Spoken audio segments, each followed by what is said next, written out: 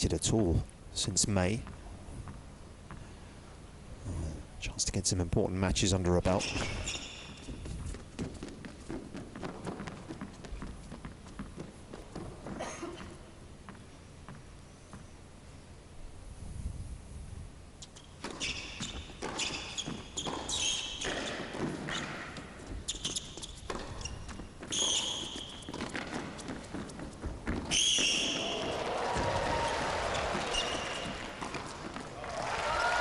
Nuclear athleticism.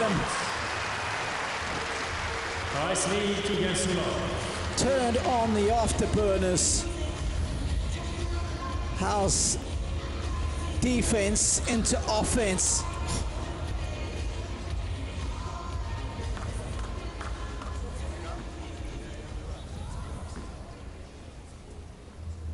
She had nothing to work on the drop volley either, did she? She actually created an angle off a ball down the middle of the court, and it had to be that good. There's so many aspects to that point that were just... Yeah, subtle brilliance there. Mind-blowing. And the one feature of her matches this year is just how quickly she started. We talked about it the other day, but interesting to chart how often she gets the first break in the opening service game, because it feels like it's happened just so regularly. Well, I'll tell you what, her teammates will be excited to hear that when she was on that 37 match win streak, she had 15 6-love sets and 11 6-1 sets. So it's testimony to what you were talking about. I mean, out of the block so quickly. A lot of those happened in the opening set, either 6-love or 6-1.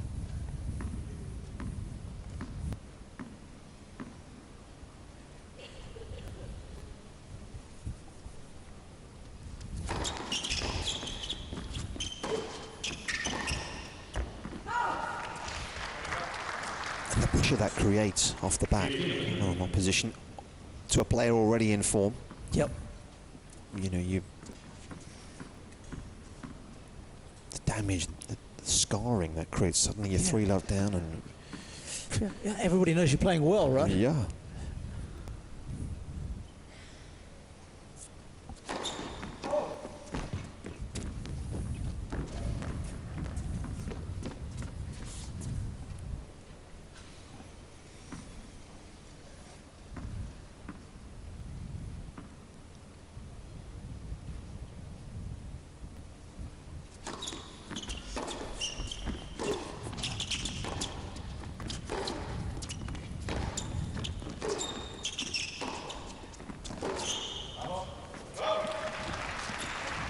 Good length from Pavlyuchenkova. Pavlyuchenkova hits big ball as well. Oh yeah. He won't be out-muscled necessarily. One of the bigger ball strikers out there on the women's tour off both wings. 31 years of age now. The final of the French. Only a couple of years ago, actually. Under a couple of years ago, in fact. Yeah, 2021.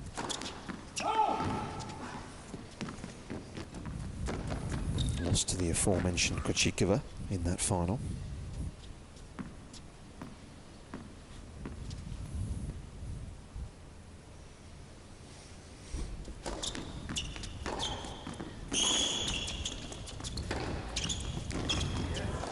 Oh, you can't defend shot making like that, even if you're as quick as Swiatek.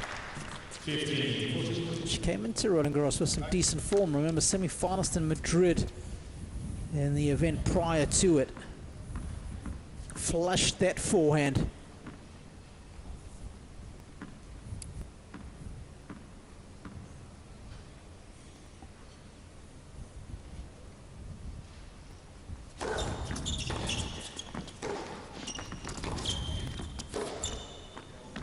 And she has got the break back quickly. Excellent work. 2-1.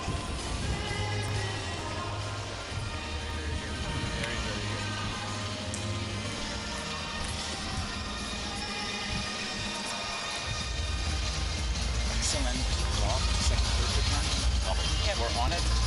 Even if you don't get the point, you send the message, right? right? That second curve can be on. And when you hit a good return, you're always looking to be on top of the next one. Yeah? Excellent job, couple times. Middle, neutralizing angles if you're a little bit behind that point, especially if it's on the side. Well done. Yeah? If she beats you with that shot from the middle, when you defend. Yeah, I was trying to, like, now just playing a bit more simple. And I started off with like trying too many creative things. So it was like more simple. Test her first. I know she's very good. We know that, but still, any day you never know what's gonna happen, right? Yeah. So let's make sure they have to beat us in the end of the day. Yeah. They have to beat us, no matter who's on the other side.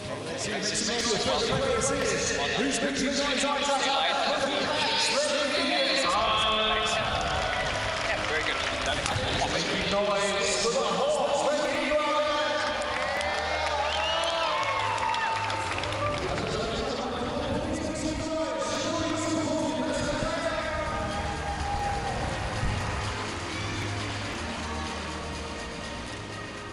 Couple of early breaks then here in Dubai, and the first of the singles this evening.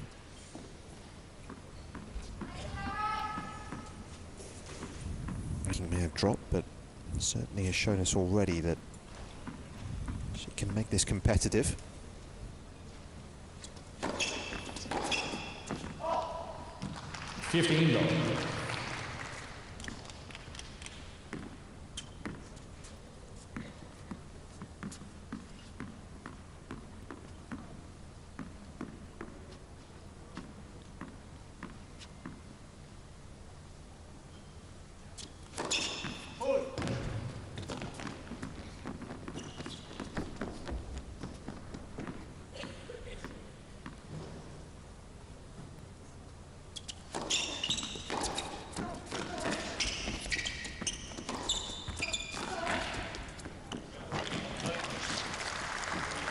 That's what we were talking about. That ability to break that sideline.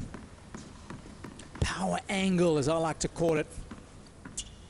But in order to do that, you've got to adorn that ball with all manner of spin. And that is not a problem for the pole.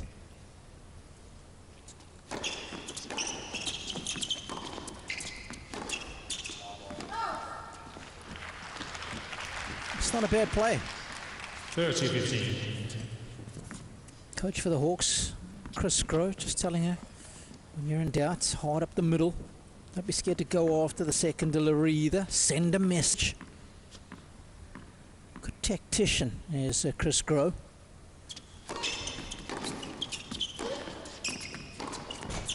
There you go, works again. Of course, travelled with Tommy Harsh for a number of years, four and a half years. I think he was in the bag with Tommy. Hard taskmaster. I mentioned he's worked many years with Brandon Nakashima and Taylor Fritz, helping out Nakashima's younger brother at the moment.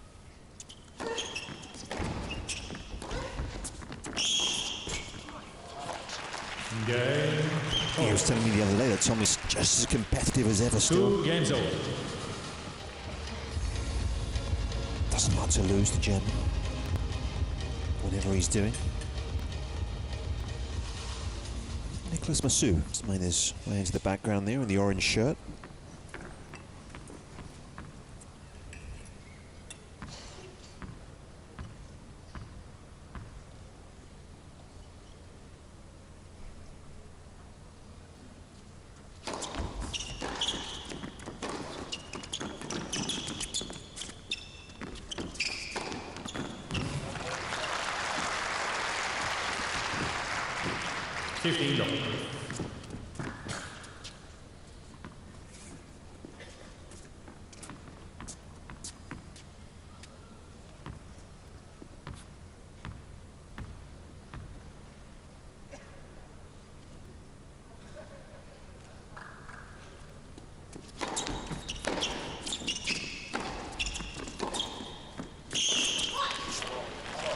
That's a good change of direction that was.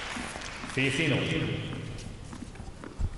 also loving the body language from Pavlyuchenko, not being intimidated at all by taking on the world number one.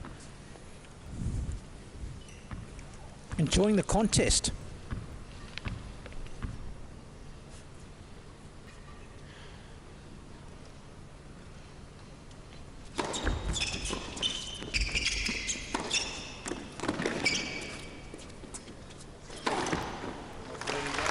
She actually won the last event she played, didn't she, Pavlyuchenkova, in Rome?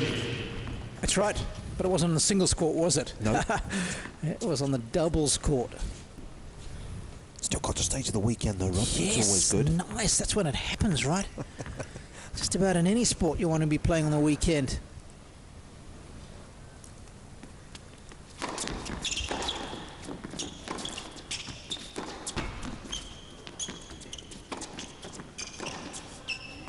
Won the title alongside Veronika Kudermetova. 14-15.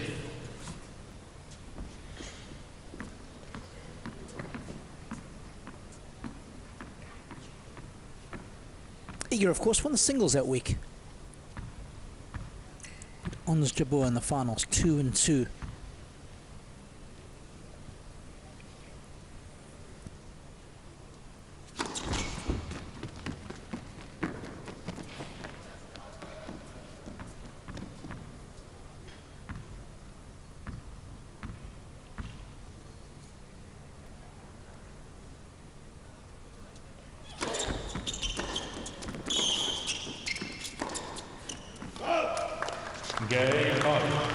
I did a good job.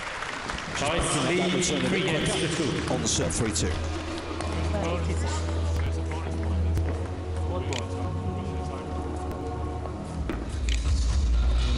Already got a win this week, of course. A couple of nights ago. Yeah, Caroline Garcia was her victim. Caroline playing for the Eagles. And as well as Garcia's playing, Siontech was just a little bit better. Matched her for firepower, but bettered her for consistency.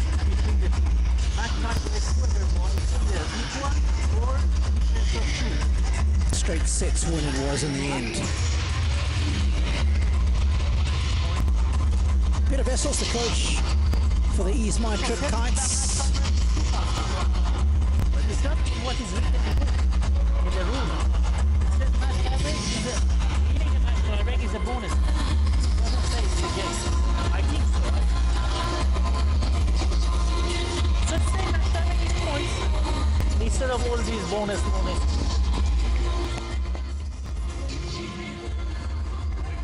Time.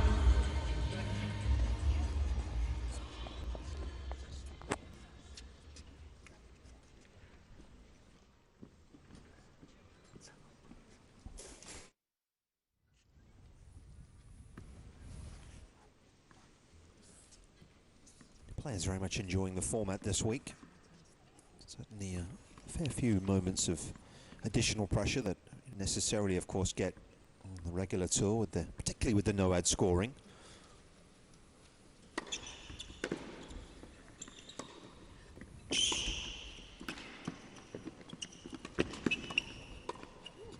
Of course, there are some that would like to see no-ad scoring perhaps become uniform across the tour. What do you say to those people? I would say not just yet. I could see where they're coming from, but I love the drama that the back and forth service game does create. You said.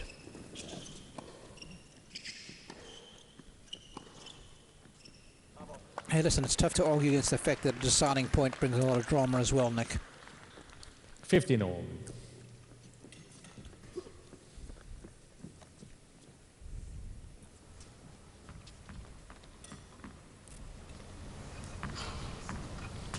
You've had a couple of events, haven't we? The next gen finals have been drip feeding some changes on the ATP tour.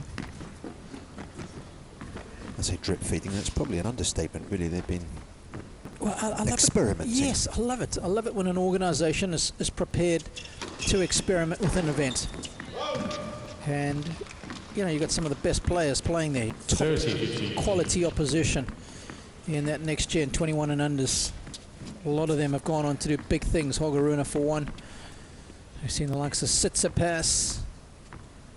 How well he played after he won there. 14. I mean, he went from there to winning the season-ending finale with the big boys. Yeah, Alcaraz. Yep.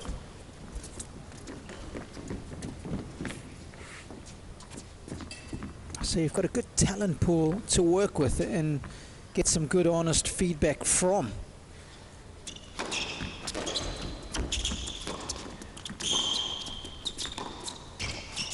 $40-30.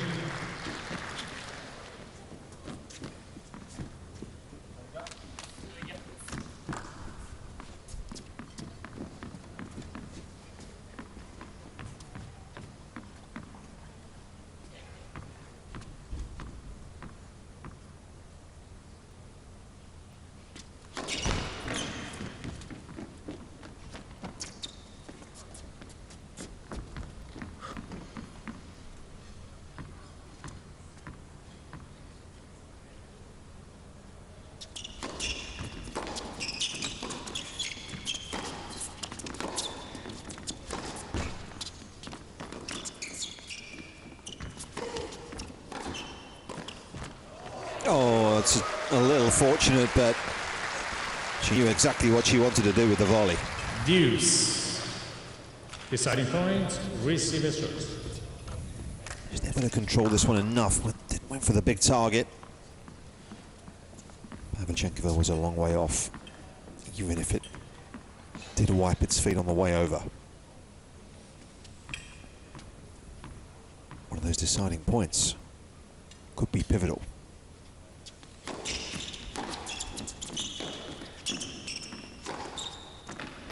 Game. And she's missed it. Hawks. Proving out of the head 3 from games all. Pavlyuchenkova. Just keeping this one tight in the first set.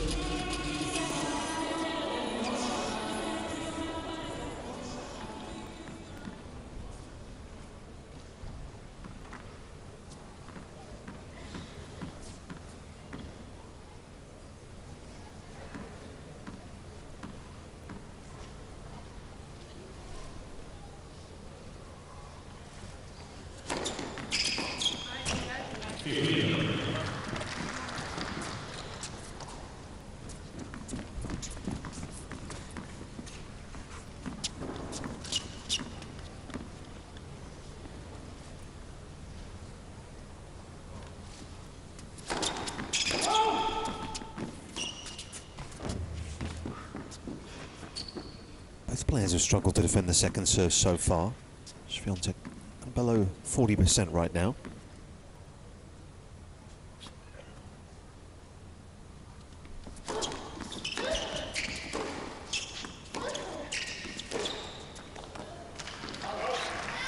Just when you just can rush her on the forehand wing. That's obviously, given where the grip is, not easy to do, but Pavlyuchenkova's getting some success by going there with pace.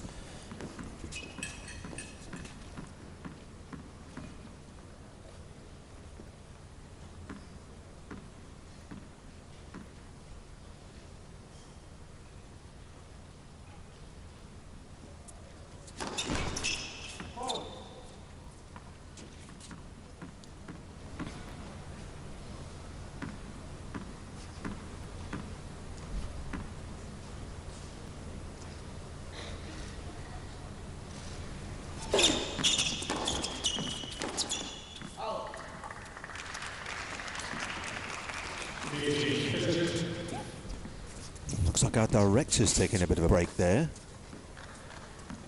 Is that allowed? That guy's always on a break. I think he's talking golf there.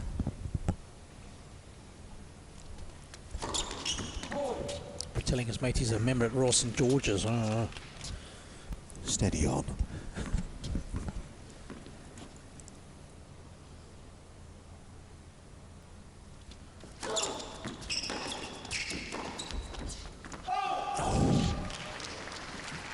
That is the return of serve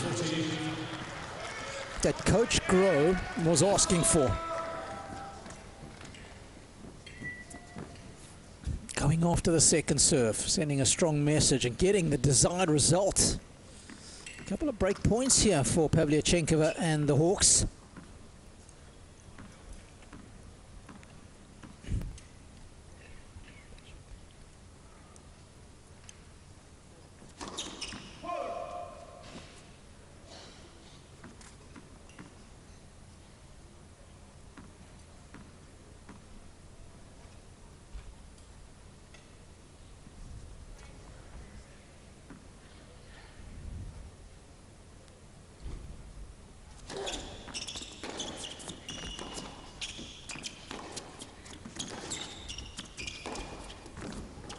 And the Hawks swooping in for a break. How do you like that? They got a 4-3 lead.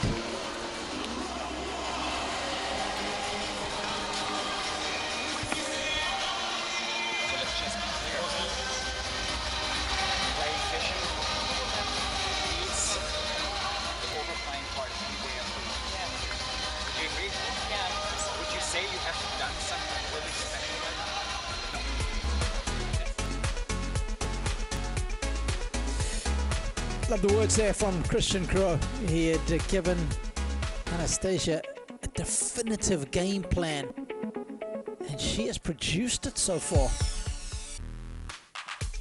Not being intimidated at all, taking on the world number one, crushing backhands, bruising her opponent with some forehands.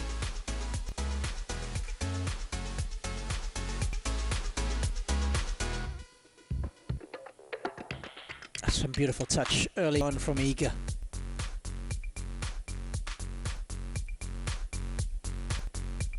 Oh, dropped in the background.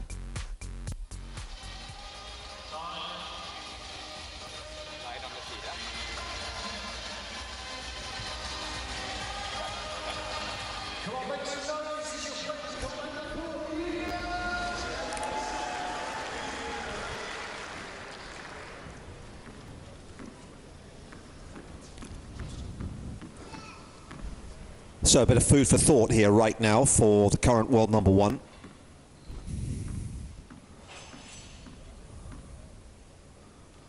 Pavlyuchenkova with a break.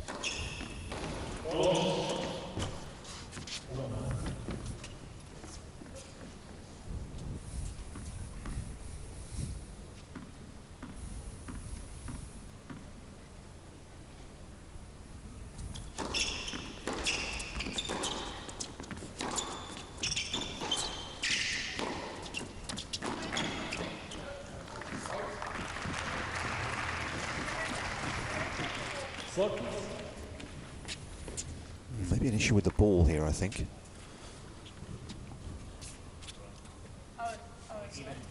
if it's soft, it's not broken. So the point stands, we take it out.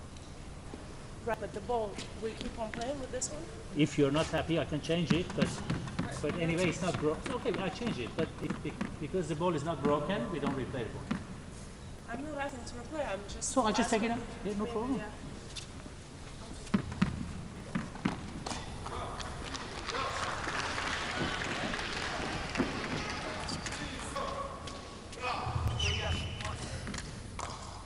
Love 50. Ball lost a little bit of its pressure. It'll be replaced by a new one. And of course, new balls just come out, haven't they? Yep. Get that occasionally in a new can.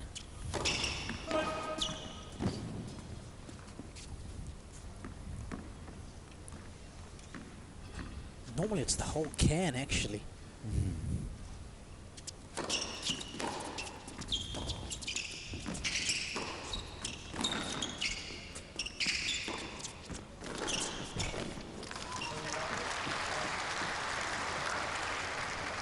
Love 50.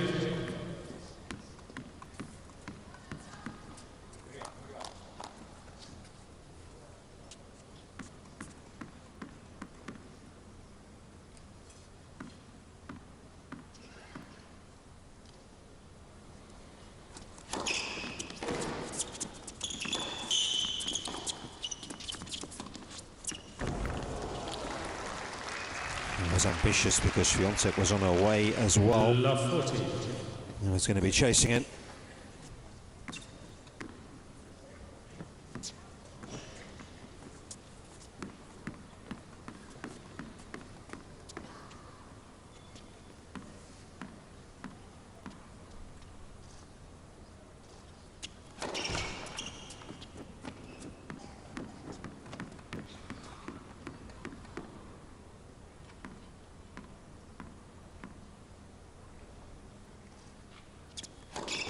Let. Second.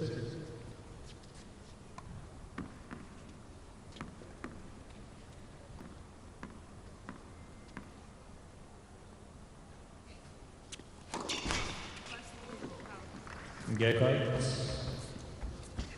4 games over. First double of the day for either player. And Swiatek in many ways gifted the break back.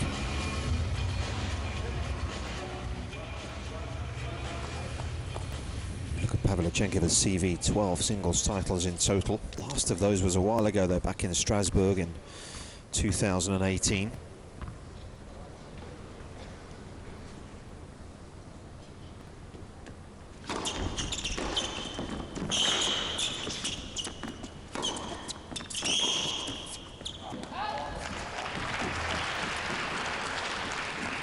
Love 15.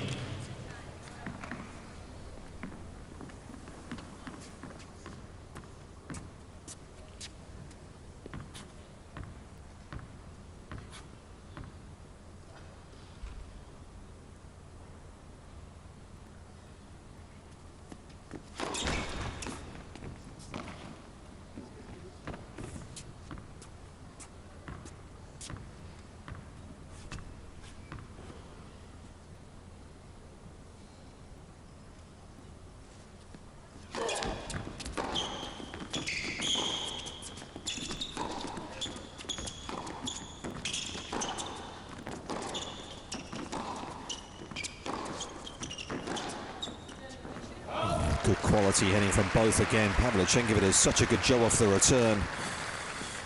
15. Such a battle for court position.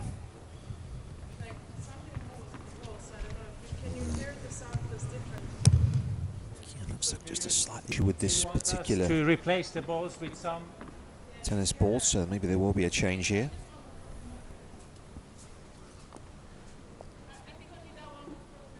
So to bring the ball, please.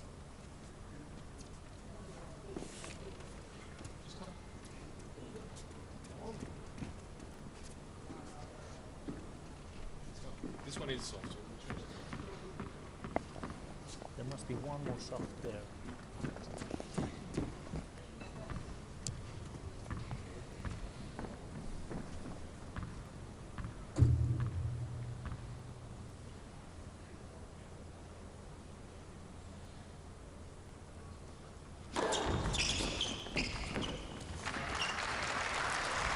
Serve that has been effective again, just on a slightly quicker court, and you can just 30-15. tuck your opponent up.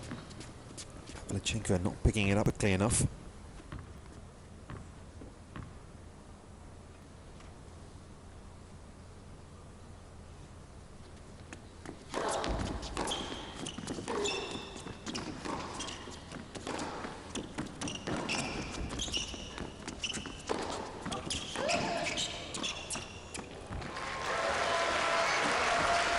No mistake with the dry volley.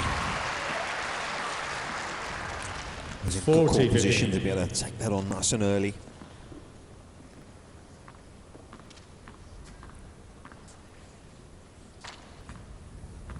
Plenty of room to work with off that particular volley.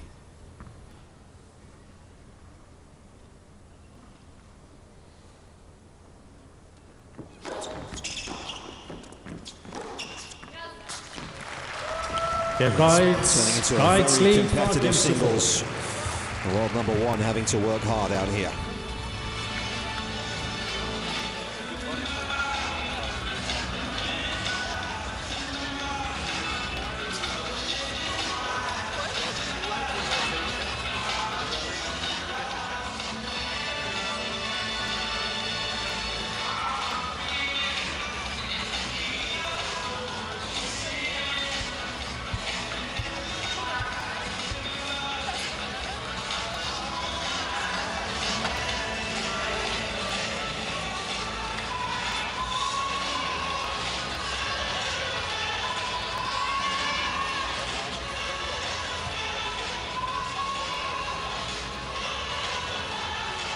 On the right, of course, Holger Rune, who finished the year just outside the world's top 10. Suspect he will be finishing it some way inside next season as we move ahead 12 months from now, given the quality that he's shown us in this last quarter of the year. Pretty hot property, one suspects.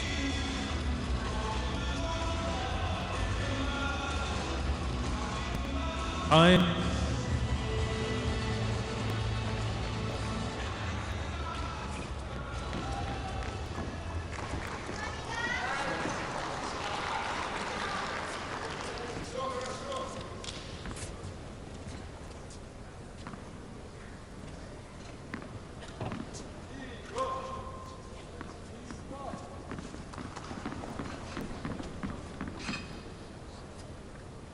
So world number one being given a good run for her money right now. Kite's just ahead, 5-4.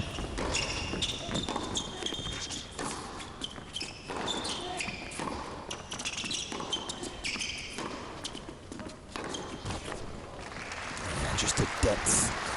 Energy onset, just love 15. fractionally, don't move your feet in time. Don't get quite in position, you're in trouble. Level of which Swiatek forces you to play at. It's going to be whether Pavlyuchenkova can stay with her.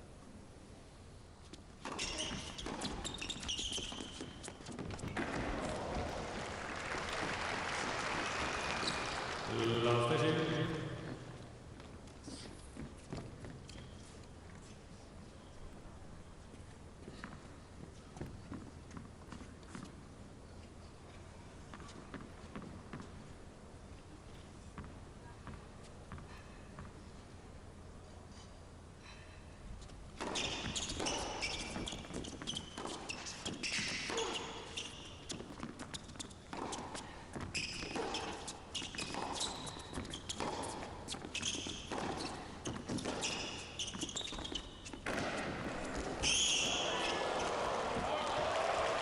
God, it's a heck of a scramble.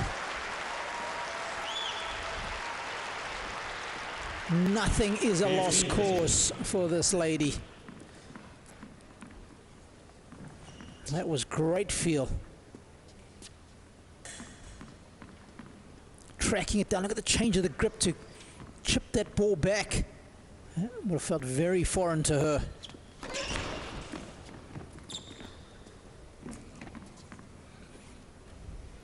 Stuck with it, having failed to execute on the previous one.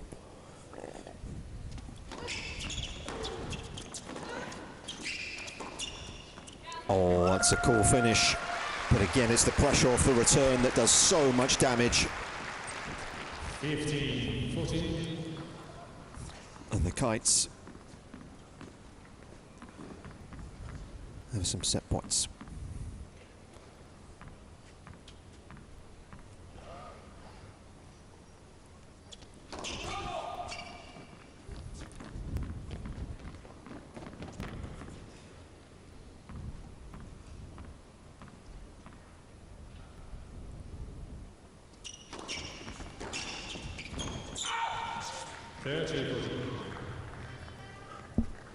Just a little long. Well, to look as if I haven't missed that since June. Yeah, of 2020.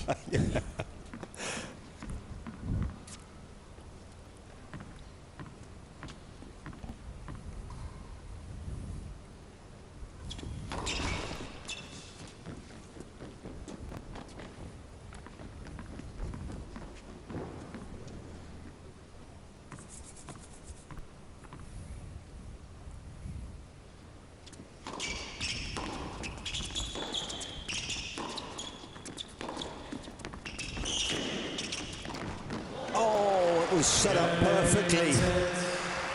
Pavlyuchenkova, though, not able to deliver. First set to the Kites.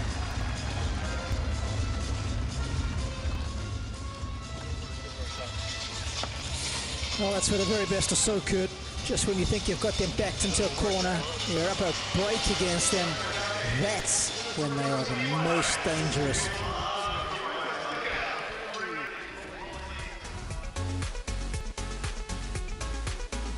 So 2 aces for Pavlyuchenkova, but wasn't enough.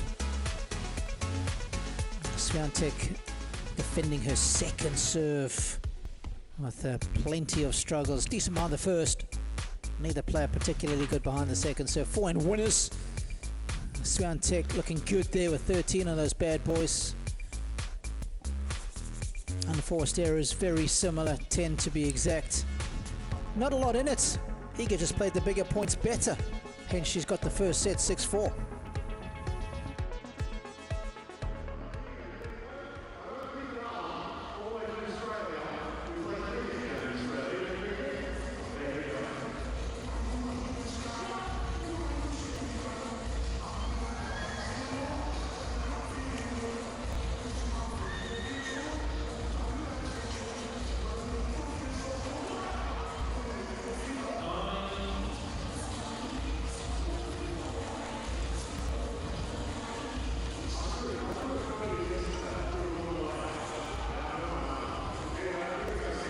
Sprinting out in unique fashion, Iga Swiatek, Paul, who's taken the tour by the horns and has dominated this season.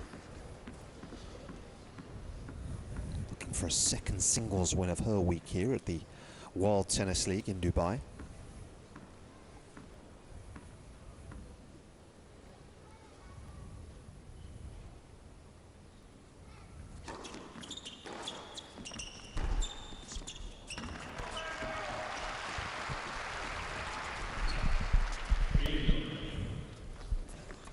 Hello.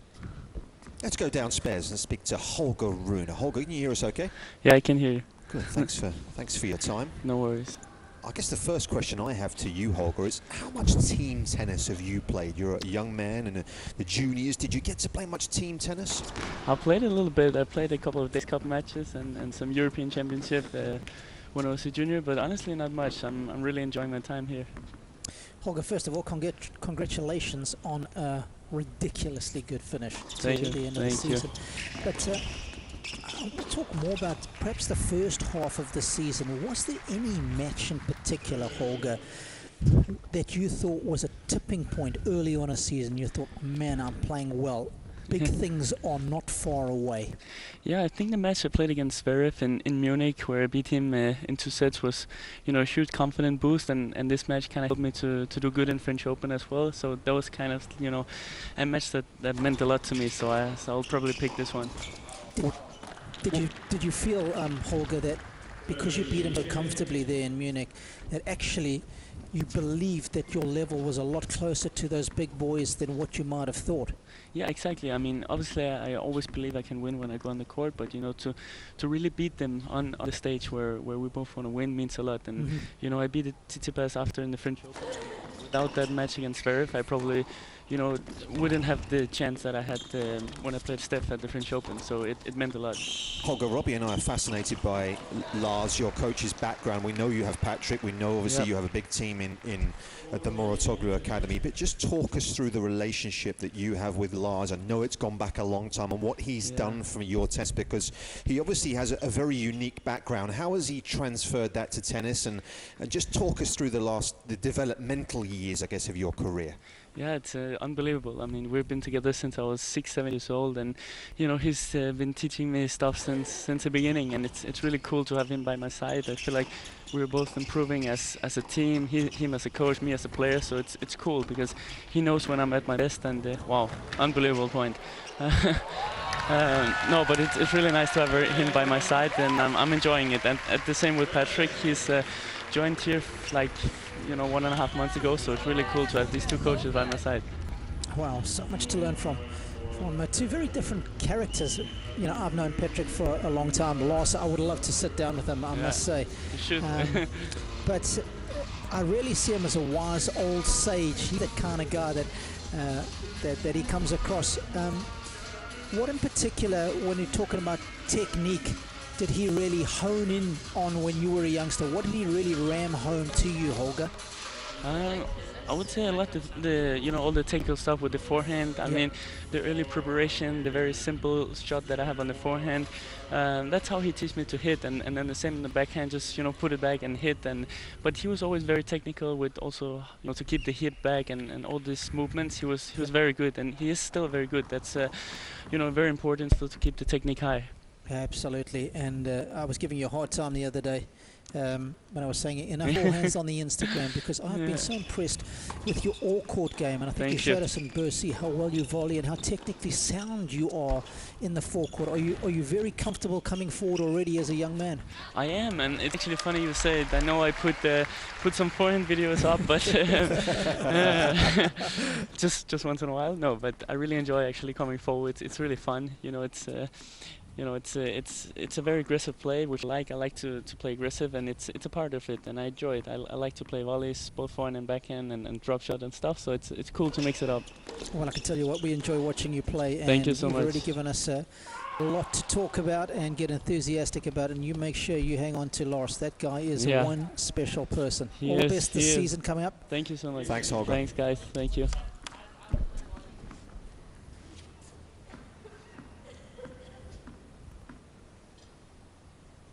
Meanwhile, on court.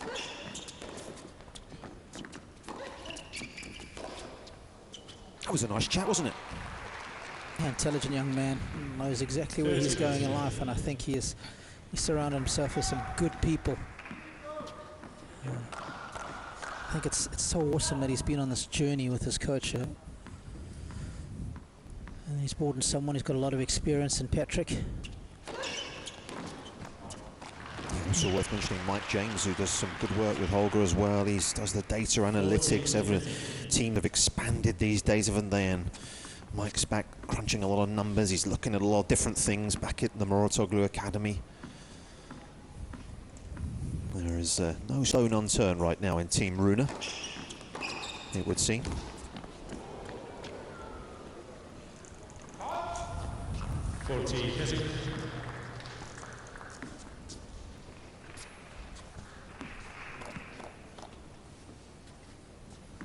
Holger actually going to play in Adelaide in the first week of next year.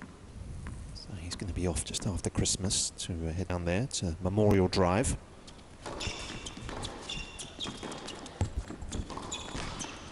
That's Roger Rashid country there. Oh. Tell you what, if you want a visa to go to Adelaide, you've got to go through Roger. Yeah,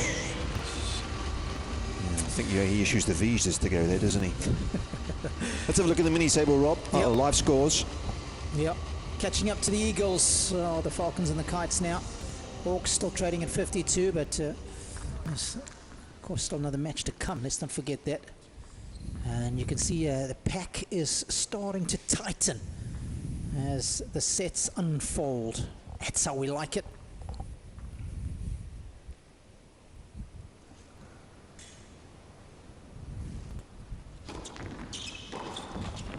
It's going to be an eventful day tomorrow. It's going to be a long day as well with back-to-back matches.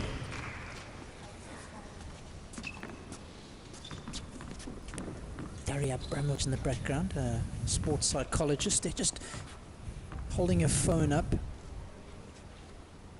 Perhaps just monitoring something of Iga's. Yeah, one of her very key sayings right from the start was low expectations, high standards. That's one of the things she likes to go by.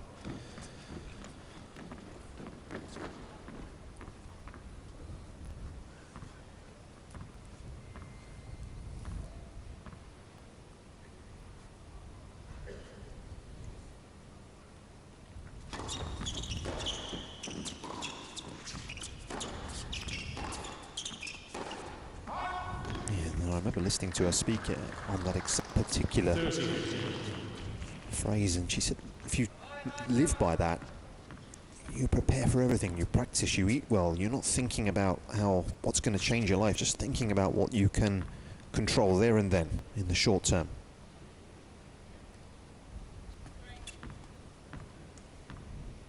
Process orientated, which has become a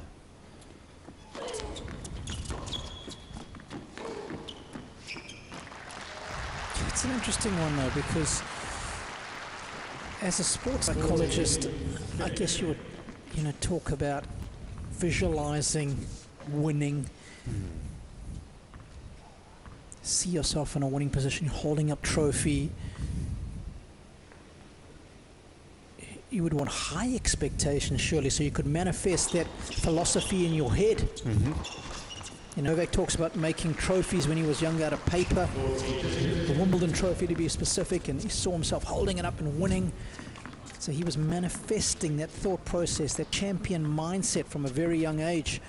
So I'd love to have that discussion with Darian, why she would choose lower expectations over higher ones.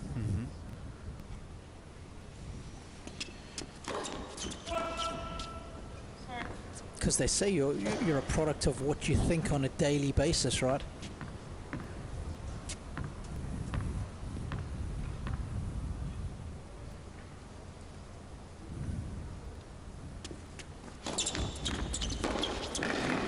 Oh, that is very clean.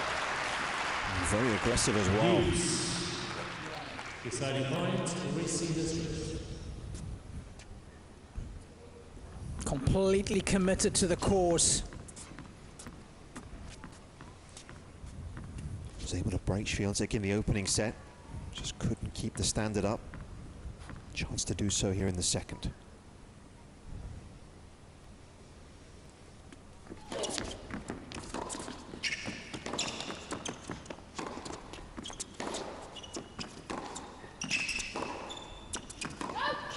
Broken the forehand once more. Here's Pavlyuchenkova. It's very well done. Hawks up 2-1.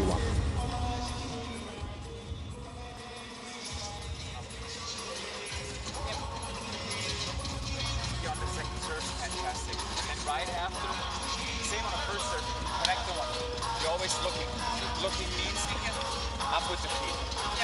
Once you're in control of the point and you're on top of the line or even inside the court, direction is aggression once you're in control of the point. Yeah, you remember the first game at the National Bowl? I was, like, sometimes I'm like going like this on the ball. But once you're in control, chill. Listen, don't get overexcited. You see that hold that open court and then, okay, it happens. But very well done. Just know, once you're in control, this is aggression. You're in neutral or behind, okay? Well done. Well done. Yeah, nice. Now on the serve, let's get that serve to your toss, put out 12:30. Good percentage.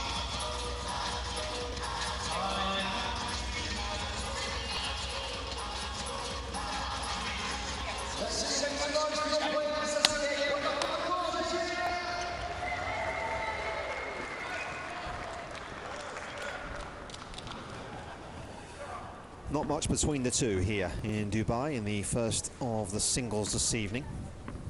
Hawks and the Kites all set for what's going to be an interesting couple of hours ahead, given what's unfolded so far here.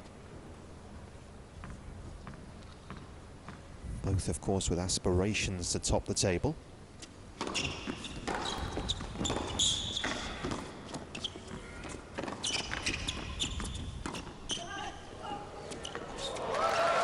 Quite brilliant. Pavlyuchenkova left a little exposed, but that was still quite the ask from the pole. Backing off here. Such good use of the left arm. Just get enough spin on the ball in a situation like that.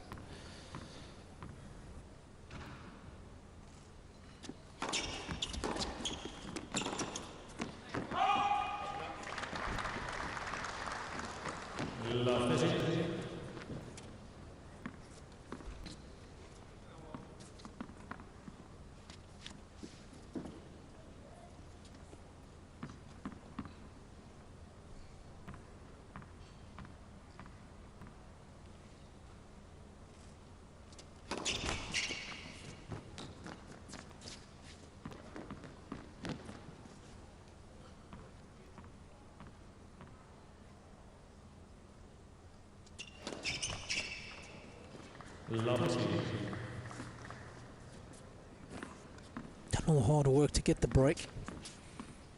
Just gifting it back to Swiatek here. Again, if the level of a top player does drop off, it's only temporarily.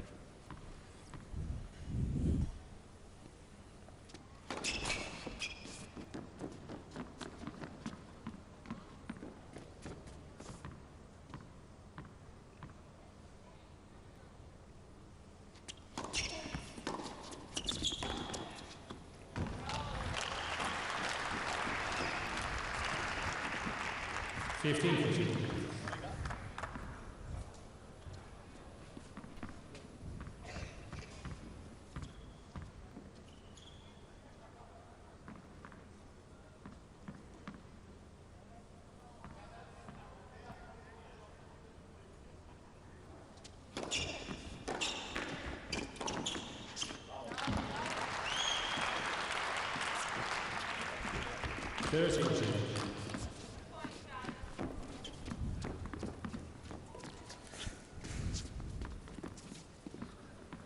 Quickly onto the short ball, moving through it. That just takes time away from the opponent. A couple with the depth. Beautiful. Deuce. Deciding point. Receiving.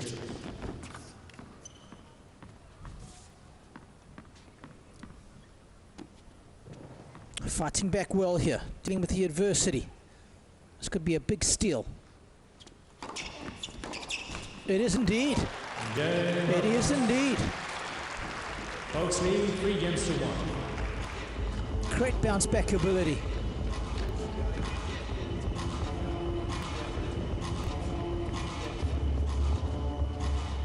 With that extreme grip on the forehand, if you can get a bit of pace to it, you can rush here and take into error.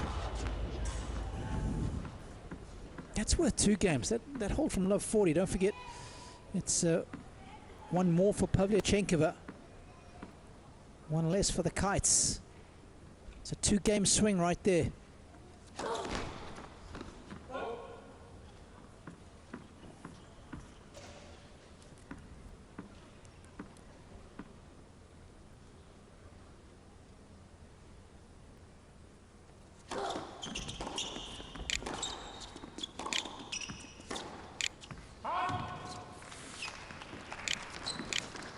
Love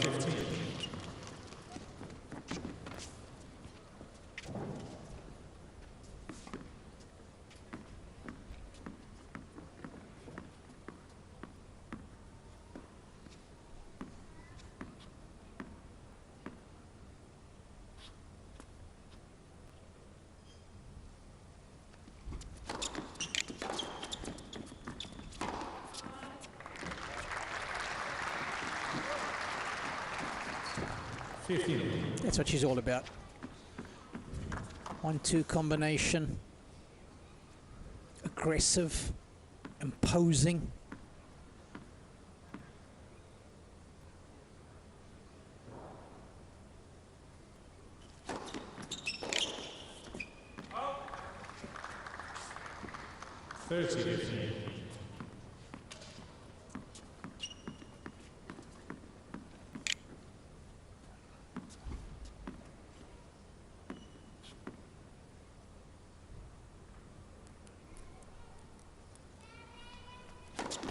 Left. Press it.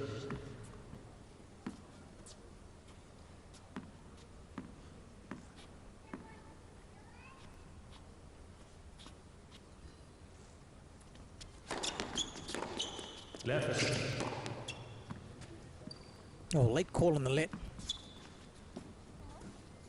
Umpires so used to having technology at their fingertips. Not on that occasion.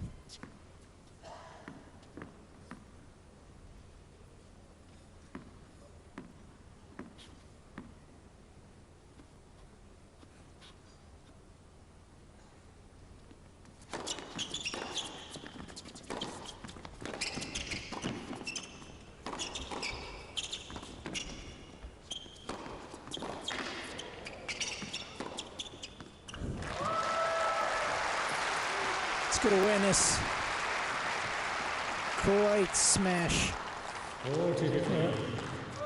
lot of the lady players, you can go to the lob and get away with it. They can't hurt you, but that's not the case for Iga.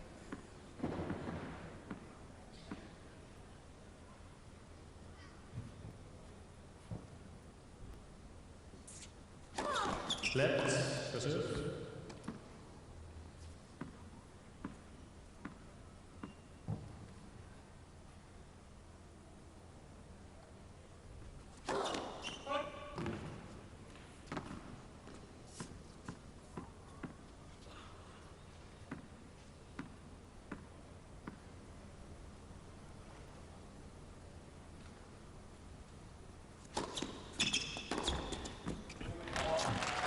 Oh, as beautiful as the shape of that second serve was, her return was even better.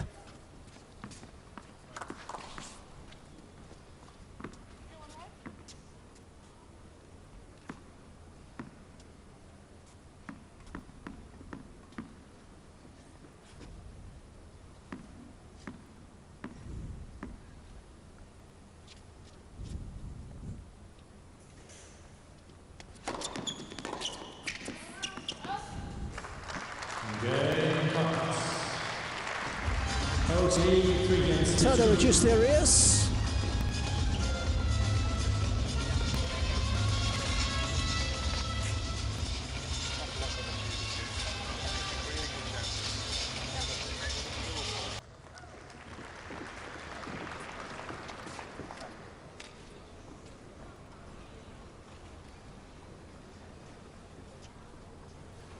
Dead Mouse will be in the house a little later.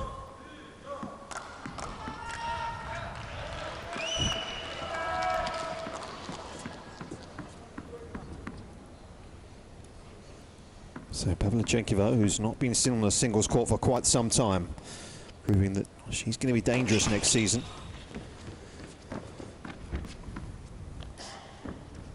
Dangerous here as well, because well, this is certainly turned into a very close contest.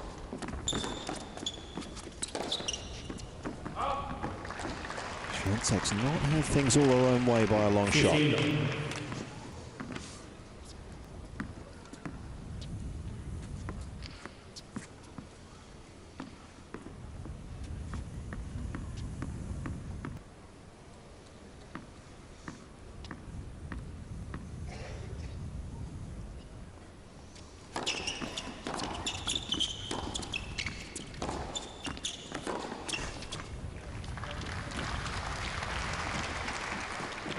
15.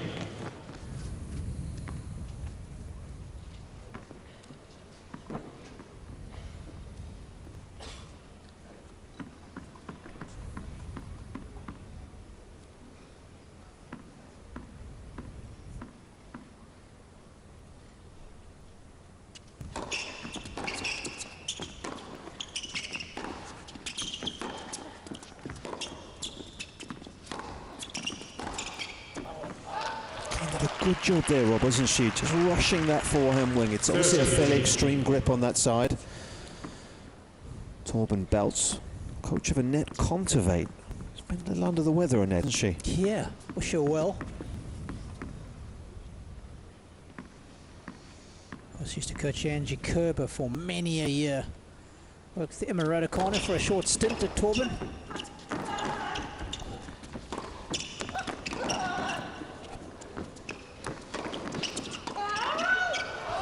Oh, good improvisation.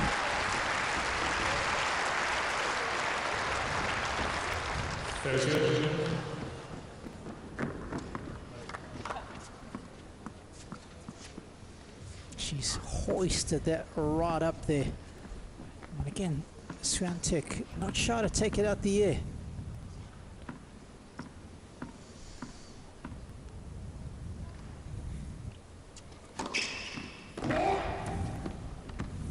Never have been a top tenner herself, Pavlyuchenkova, career high number 11, but she has had 36 wins over top 10 players in her 15 years as a pro.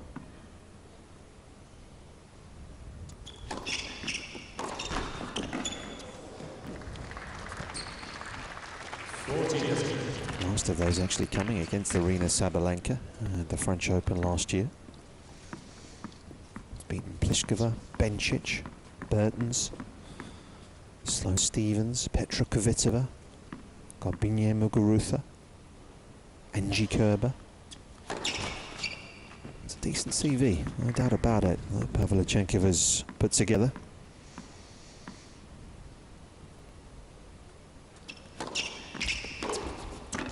Yeah, that was begging to be hit. And Swiatek obliged. This is from the John Daly School of Tennis. Grip it and rip it.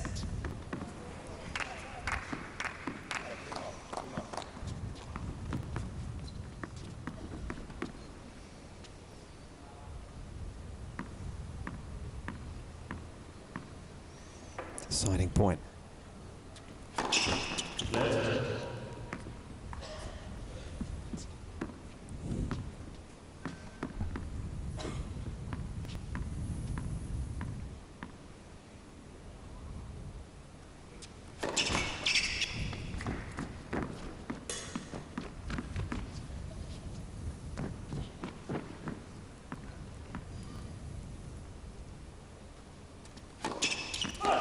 Oh, it is so disappointing from Pavlyuchenkina's perspective. Just the one double undoing so much good work. Well, she got out of last count from love 40 down next, so perhaps a bit of good fortune, a bit of justice coming the way of Swiatek.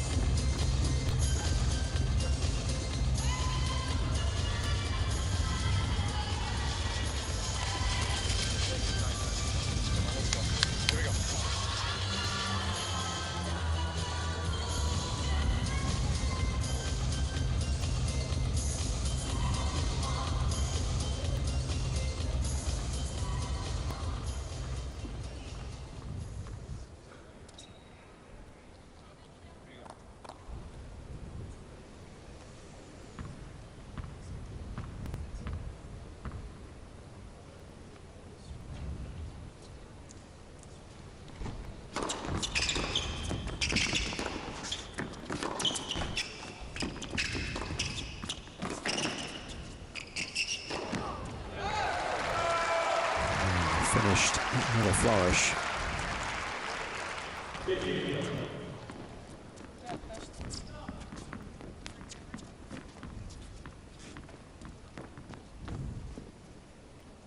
I remember when she first won Roland Garros, and it didn't come out of nowhere, did it? But it certainly came as a little bit of a surprise in terms of the manner of the win. She actually said she took to reading books on Lady Diana, Princess Diana, and how to deal with fame, almost overnight fame, and how quickly that came about, and how she tried to manage that different profile, very different profile, very different sort of level, really. But again, it speaks to the sort of detail that she's looking to go into as to how she manages things. Just a reminder, she didn't lose a set en route to winning Roland Garros in 2020. She didn't lose a set. What was her ranking, Rob, going into that week? I was in the mid-50s. Let me just check. Yeah, 54. Yeah, so certainly an unexpected, big surprise. Obviously, knowing what we know now, it most definitely wasn't, but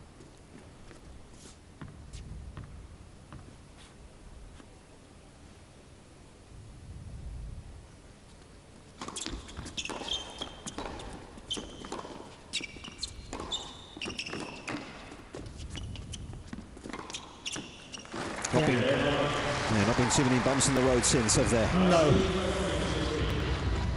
She's up a set and 4-3 here.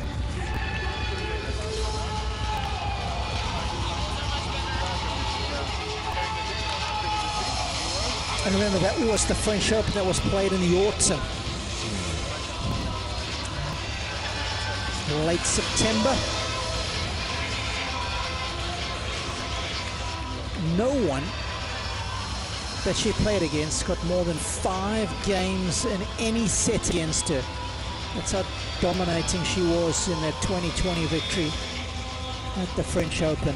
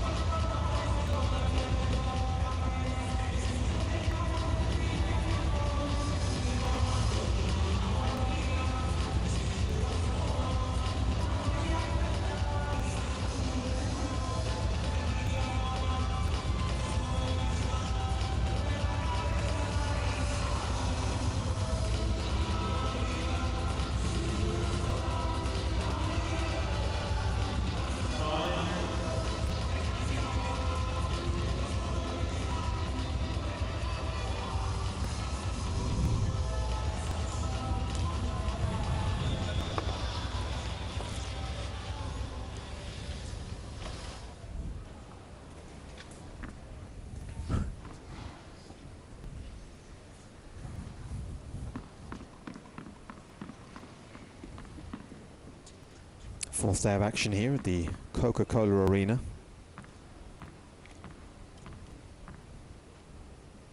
Kites and the Hawks locked in a close battle.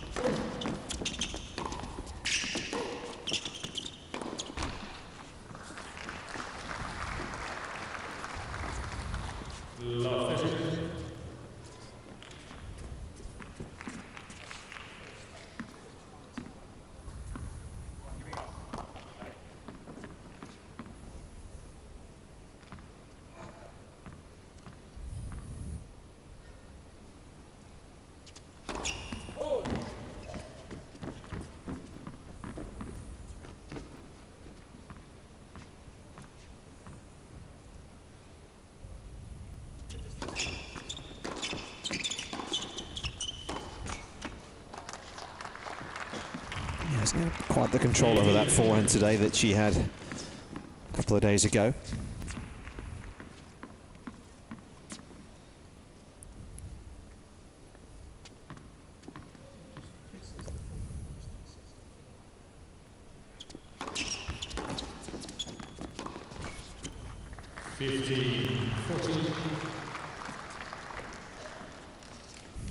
That error, though, has put Pavlyuchenkova in a difficult position here.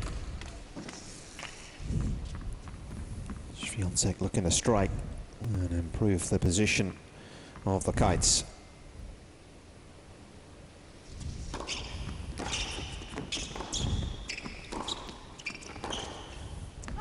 And that's going to sail along, the level just dropping again at a crucial stage for Pavlyuchenkova. And they are a game away now.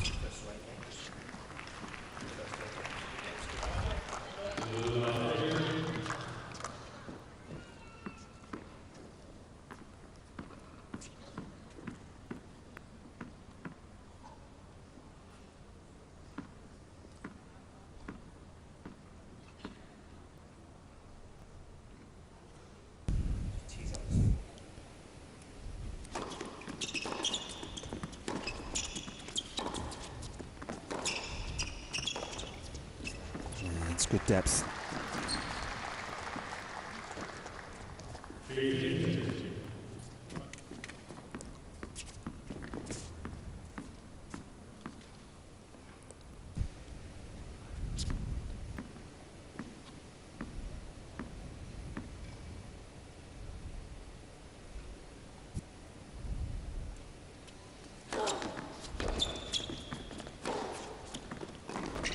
Look at the shape on the ball, so much net clearance to that one.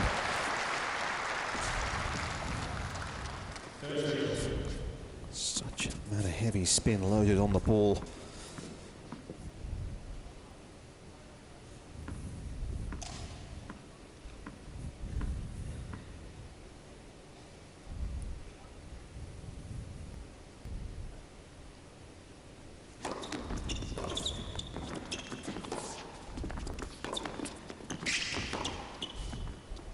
inch perfect, and she knew it as soon as she'd struck it. Despite the protestations of Pavlyuchenkova, the Kites with a couple of match points here.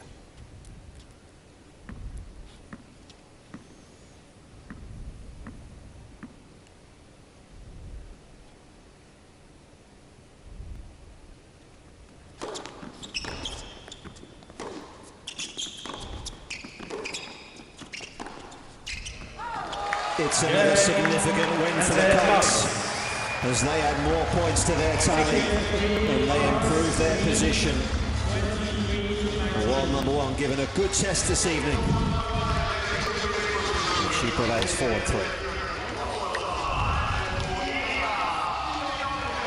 Yeah, she gave a good account of herself to Pavlyuchenkova, but it's that lady, the one who owns the keys to the women's rankings penthouse, that comes out on top again.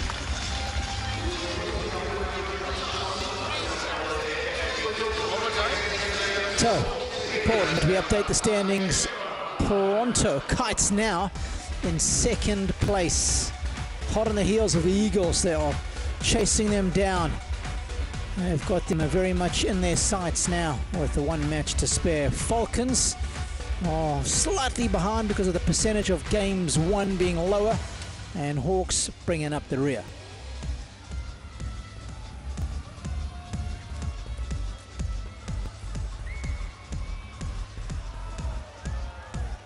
All eyes on Iga. She watched that one right till a bounce. Yes, another day, another win. It has become very much par for the course for the pole. Let's hear from her. She's with Adrian.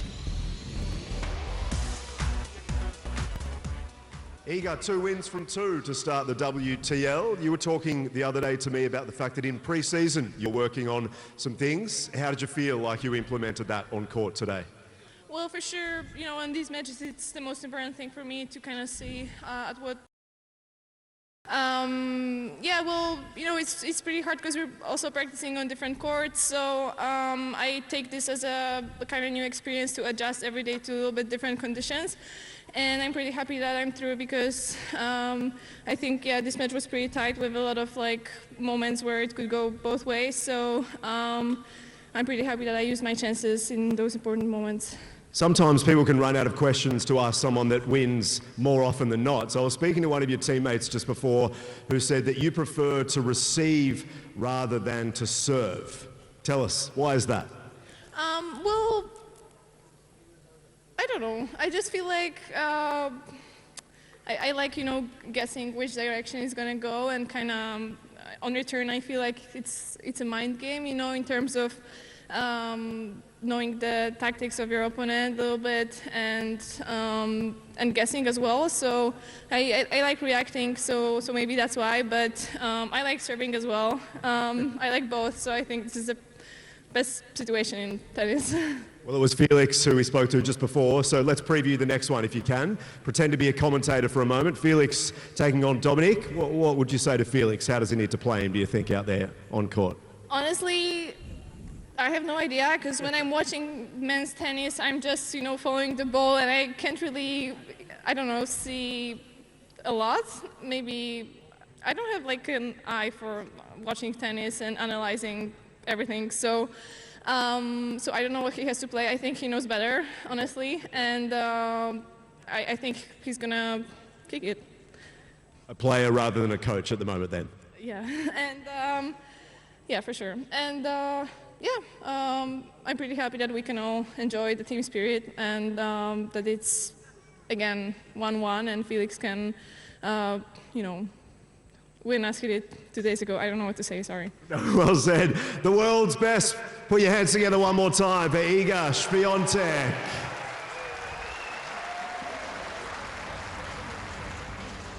Lost for words after another successful outing on a tennis court. And as you can see there from the overall score, that's what really matters, isn't it? The Kites will go into the last singles rob with a decent lead.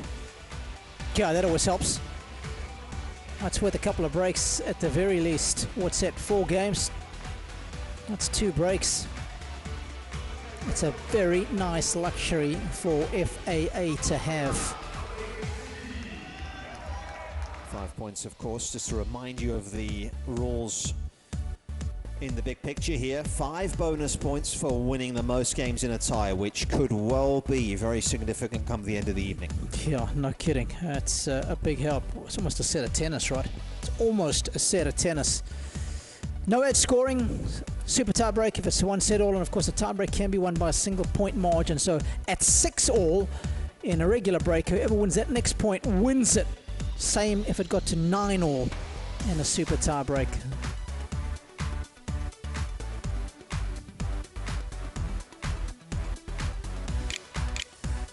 So we are 2/3 of the way into the evening, as far as the tennis is concerned at least.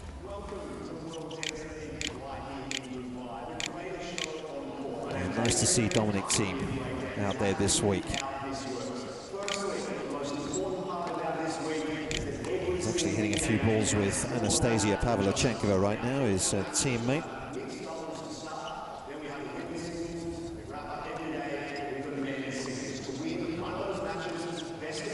Now the countdown clock has begun. We're told for the warm-up, so we're just waiting for Felix, who has played already, so maybe he doesn't need to hit quite as many balls as his opponent. No, fair enough. I tell you what, I always enjoyed playing 2 matches in a day. You, even though you might feel a bit tired for the second match, you certainly come out feeling like you've got the ball on a string. 29 years of age is the Austrian US Open champion. And that's a remarkable run in New York, of course, in front of the empty Arthur Ashe Stadium. What a bittersweet experience that must be. At times when he reflects on it, of course, a major champion he could call himself, nonetheless. And it's been obviously a tough couple of seasons for him subsequently with the injury that he suffered last summer in Mallorca, of course, playing on the grass, the wrist problem that he had to endure. And he's only really starting to perhaps show us again the sort of form that we saw from him 2 years ago. Yeah, you commentated on his matches in Vienna, didn't you? You were impressed with how he played against Tommy Paul. He beat Tommy there, saved a match point or 2. So he was close to going out, but nevertheless found a way to win. And whenever you squeak out matches like that, it really does do your confidence the world of good. But he is such a joy to behold when he's in full flight going after his shots. Just like this guy was at the tail end of last season. Of course, won his first title eventually. We were just waiting for it to come. After 8 finals losses in a row, he wins in Rotterdam. Now, of course, the floodgates open at the tail end of the season, winning in Florence, Antwerp, and Basel. He was an indoor machine there. Yeah, no player on the tour won more matches indoors than Felix. What are we looking for in this matchup this evening? What will be the key components, do you feel?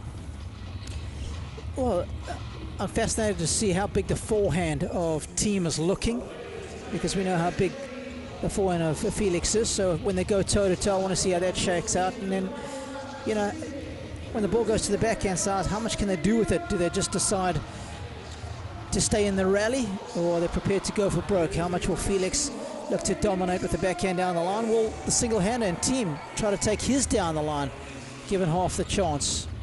It'll be fascinating to see how conservative or how proactive they are in this one.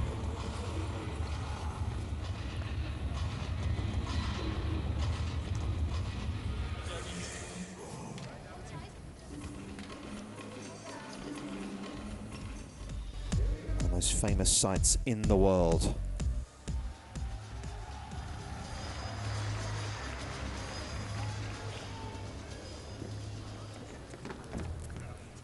Looking forward to this one. It will be the Austrian to get it going.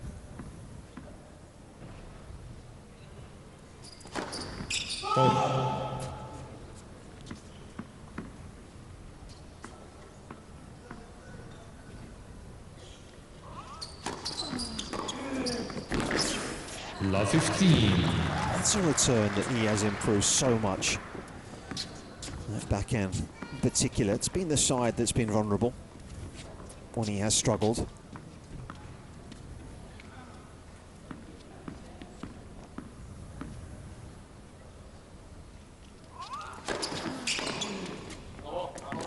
All.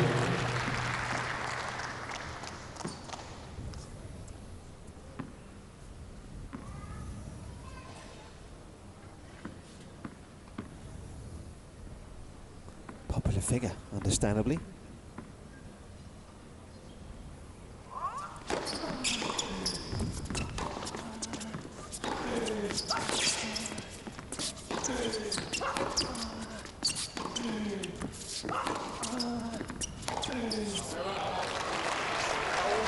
Oh, I tell you what, did you see the catch in the background there from Lars? 15. He is a cool customer, this guy. I mean, it didn't even move. One hand up high.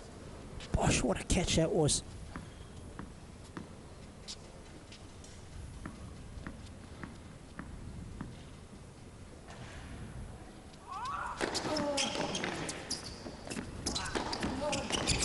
$40-15.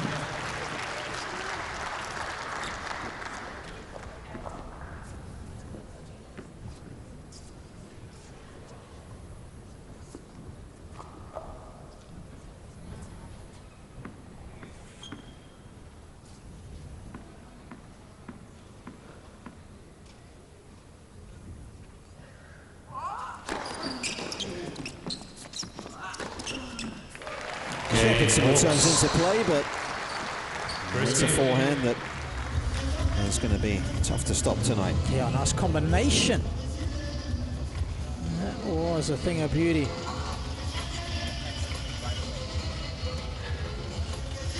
That's what we want to see plenty of from DT.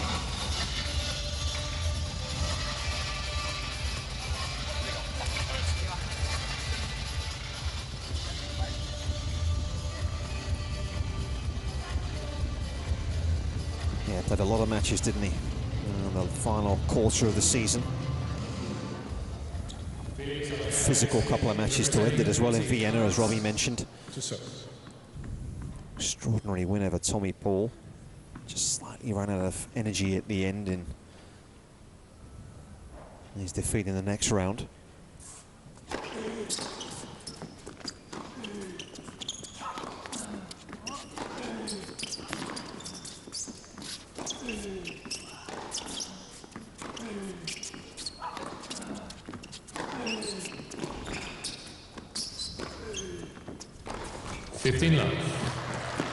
This is just the sort of match you feel that he's going to want right now. Just see where he's at. Totally.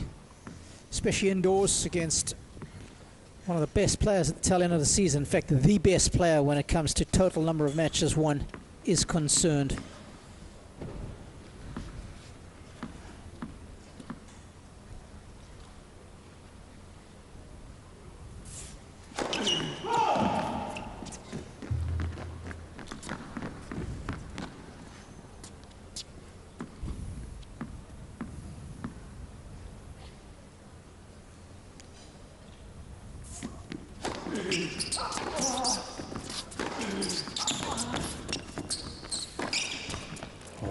Useful slice that was to neutralize the situation. 15.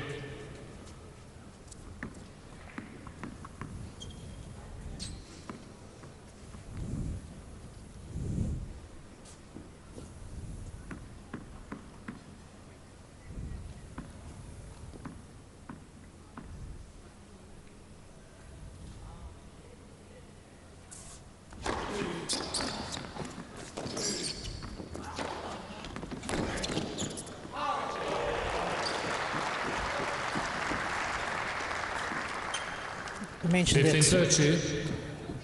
a family of teamers here. His mum and dad just sitting behind Nico Masu.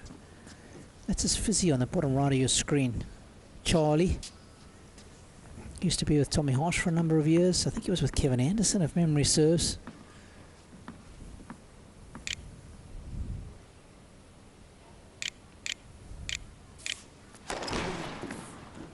He's Portuguese, isn't he?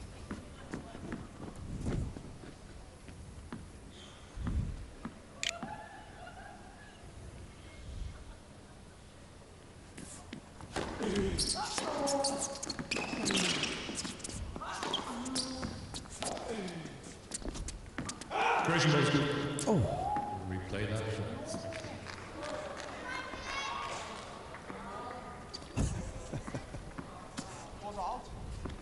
First. that's a big opportunity there for Thiem. Sometimes all that hack spin on, not easy to track the ball.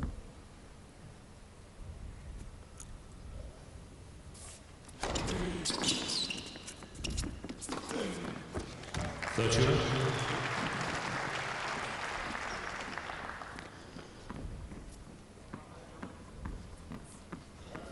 It's a shot he really hit well second half of the year.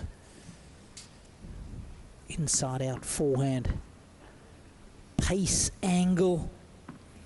Beautiful combination of spin and pace on the shot.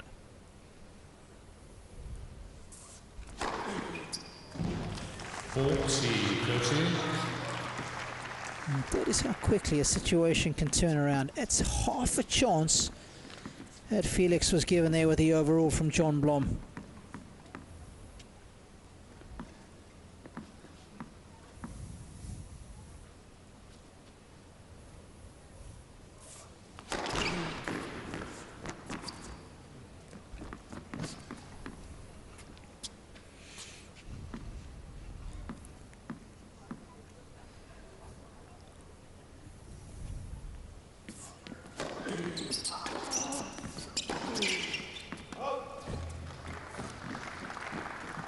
Juice, deciding point, receiver's choice.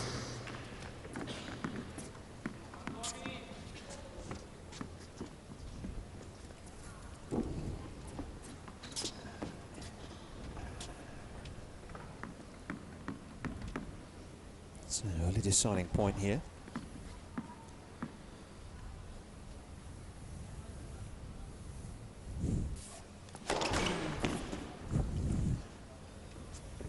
Untouchable on serve for such a long part of the last part of the year.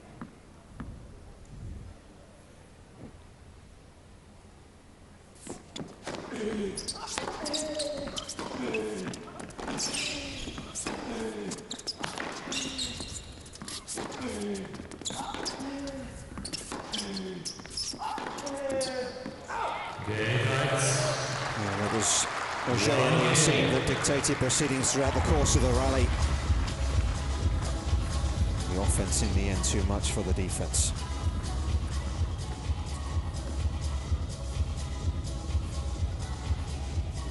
Famous footballer in the house, Rob. Yeah, Mario Götze scored the winning goal for Germany, didn't he, in the World Cup final in 2014. I mean, how good must that feel? Can you imagine that? Wait, didn't he come on as a sub as well, if memory serves? I think he did, yeah. I think he did. Yeah, friends of Dominic Thiem, I believe. And you know Sasha Zverev pretty well as well.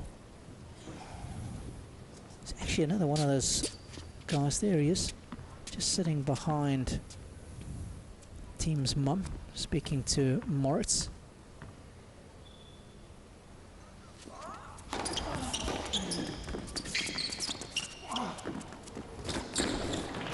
That's a good feel. Not an easy shot to execute on the ball that high.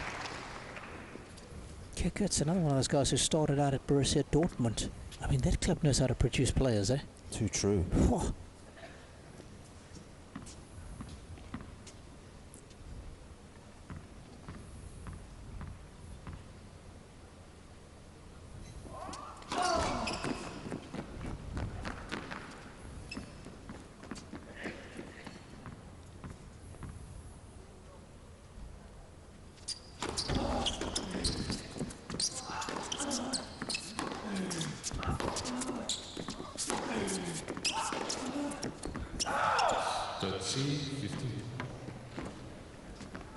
And he came back, of course, late March at the Marbella Challenger. Actually lost, let's not forget, Rob, his first 8 matches. Yes. When he returned to the tour. 7, excuse me.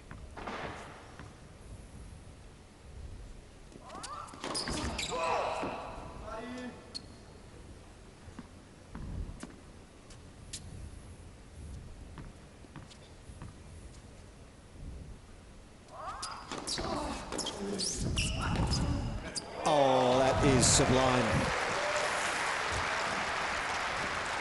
40-15. Unplayable. Yep. Single-handed wizardry. Dripping with quality.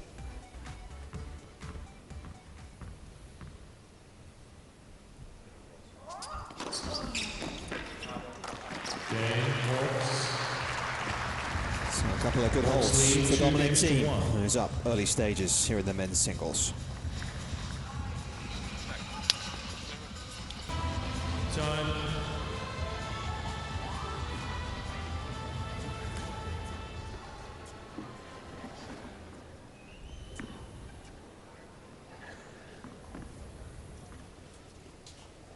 Started the day and we'll finish it. Felix Auger-Aliassime here in Dubai. Serving 1-2. But if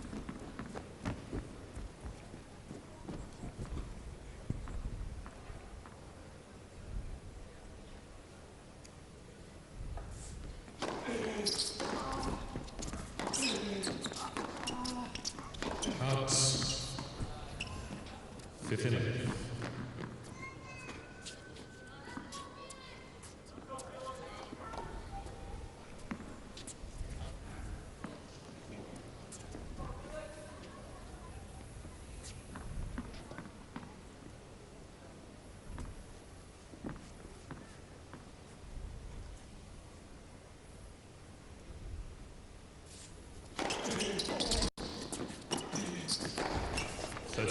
Intelligent first volley, Nick. It's so tempting to go to the open court there.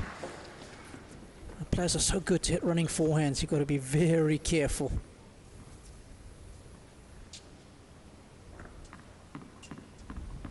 he sits number 6 in the world, that's Felix.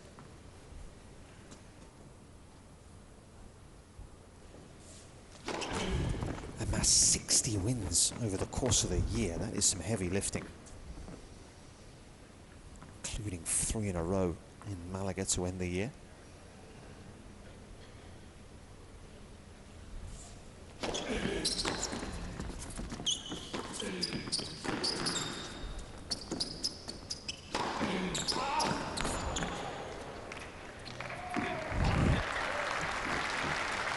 That's an impressive overhead. Wow. Because Thiem hoisted that thing high. Of course, the higher you hoist it, the guy smashing it, as it gets closer to him, it's dropping faster. And the ideal contact point becomes smaller.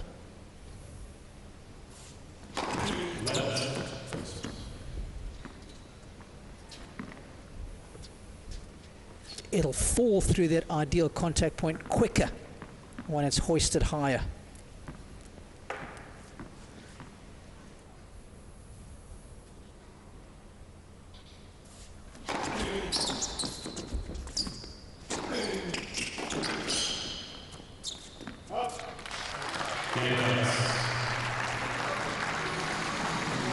Two games all. Good first strike. Very much a player who is about the serve +1 forehand when he is at his best.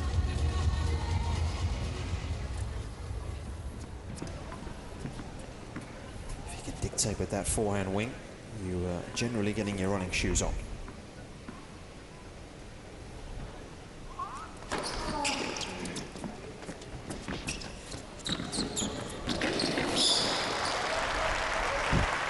Guy's so quick, man. 15. It's beyond a joke.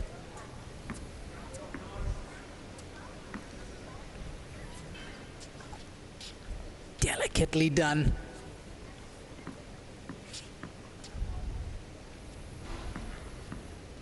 Just leaning into it.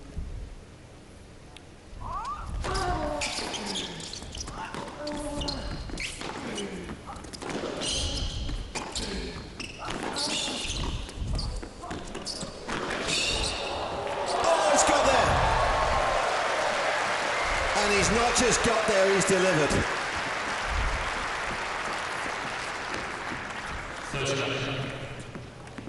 That is out of this world. Sumptuous forehand get.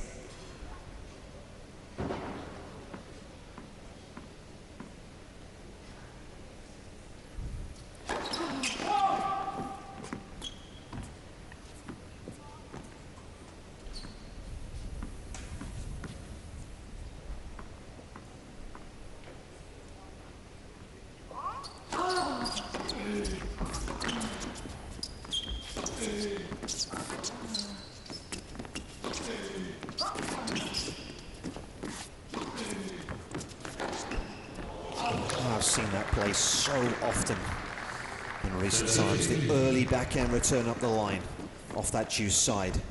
Gets his opponent back, and then has to go defensively cross court, and then Felix is waiting for the forehand, and he's in charge of the rally. That is just something he has mastered. Such a good pattern.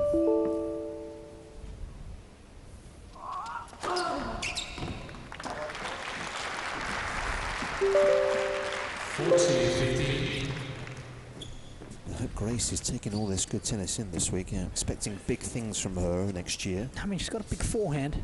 Hopefully after this week it'll be even bigger.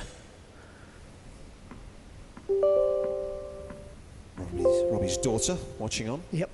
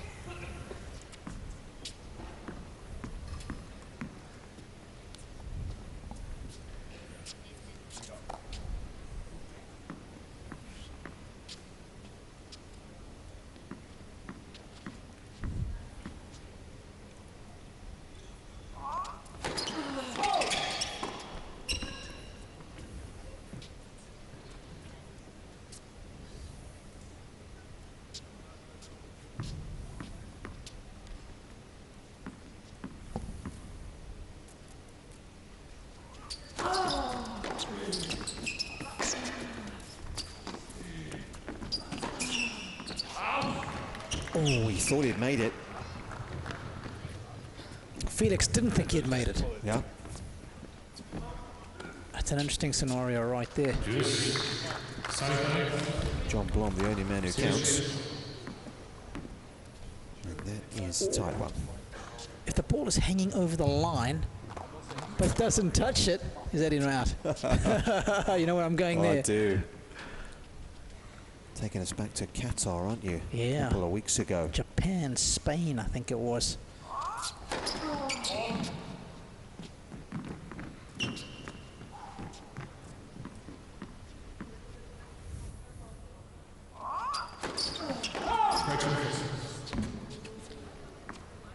And he's thrown in a double fault. I think both players hesitating, but both will make it to the chair. I'm not sure Jay Elliott seems sure about the call either, but it's 3-2 with a break.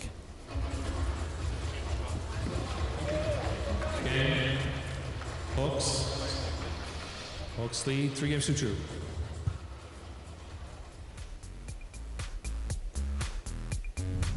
Check this out. Just needed a bit more angle on the volley. That's too central. But still a lot of work for Thiem to do here. Look how he's just nudged that down the line to perfection. The body English from Felix helping it on its way.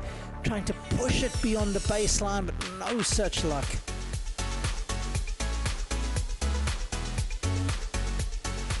From deep on the backhand. Too short on the forehand.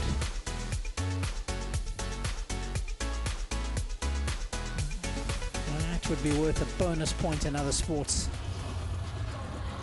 Great opportunity for tennis fans to come here to the Coca-Cola Arena just before Christmas and enjoy watching some of the best players in the world do their thing in this unique team event this week. All-star cast assembled.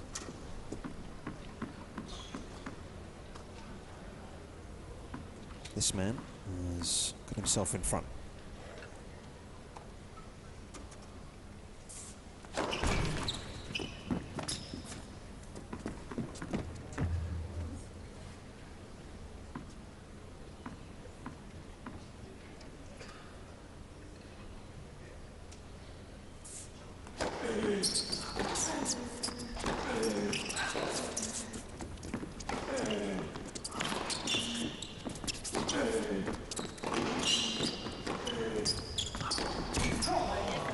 So well with the penultimate forward, because having got himself on top of the rally, suddenly there was a bit of pressure, but just gave it a bit more shape here. Didn't over-force.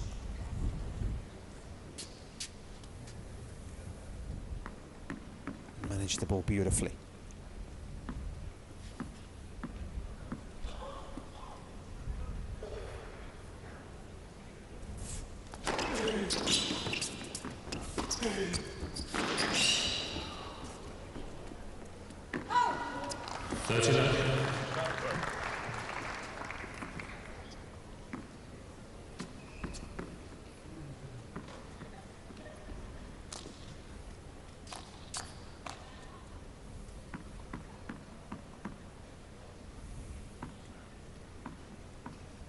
History maker, of course. Canada had never won the Davis Cup final. 49. Until he led the squad to victory, unbeaten week.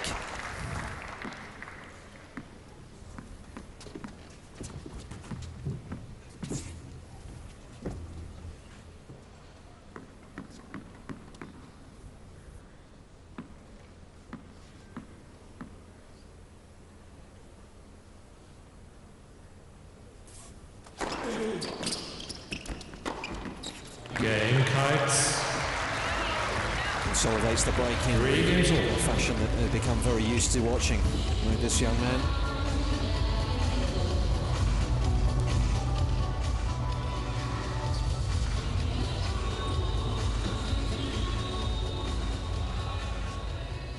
Of course, his father was his coach, wasn't he? He did a lot of the work.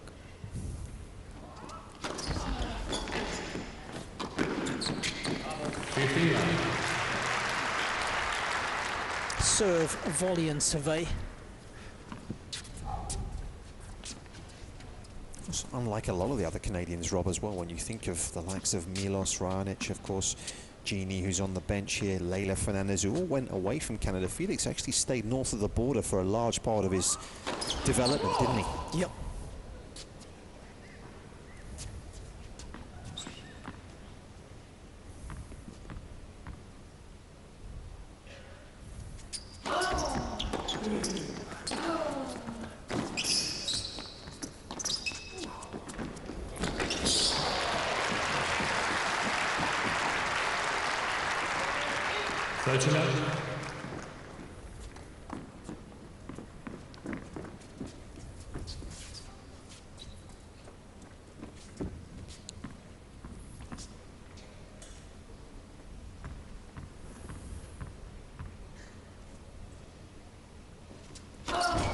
Yeah, 2014 was the year he actually moved from Quebec City to Montreal. That was when he started training at the Tennis Canada National Training Centre.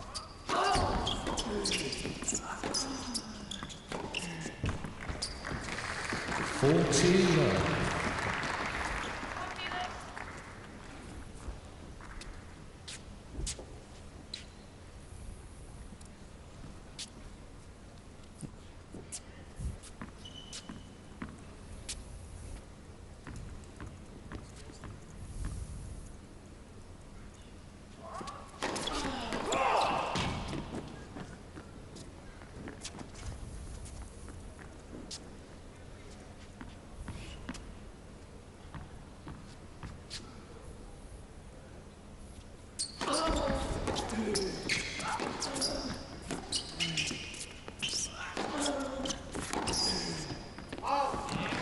Just a bit more pressure from the Austrian. New balls, please. Mostly. Important thing.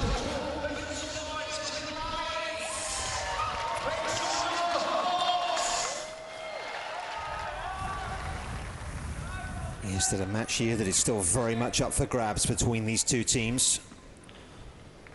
Dominic Thiem needing to produce his best tennis to try and turn this match in their favour.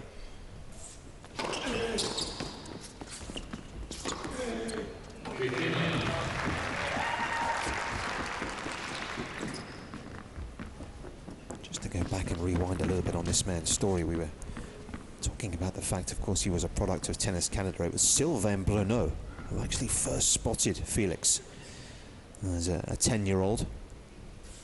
A lovely story. And it was with a load of kids, and Canada, there was a squad of them, and he said this young man stood out. He said he was serious. A lot of the other 9 and 10-year-olds, they were messing around, but Felix, even at that age, was just so focused on his tennis. Yeah, and he was 6'1" at 10.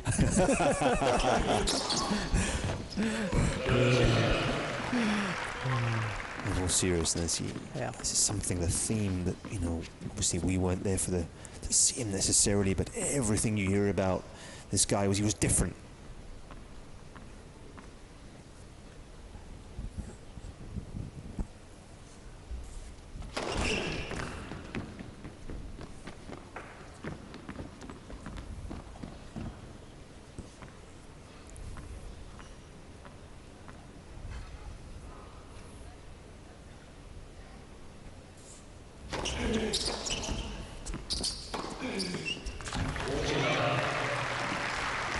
Some lovely scenes, weren't there, in Rotterdam, Rob, when he won that maiden title.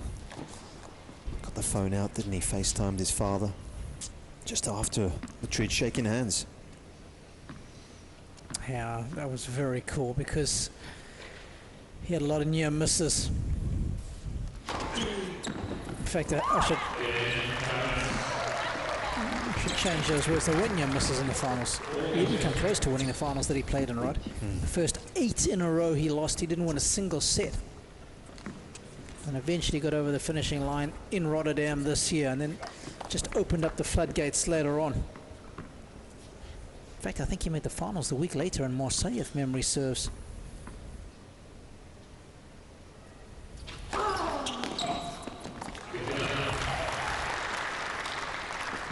Yep, lost to Andrei Rublev.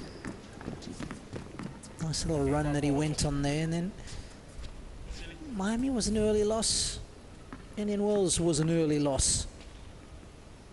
Just a bit of a wobble on those big events. That's why I'm curious to see how he performs outdoors.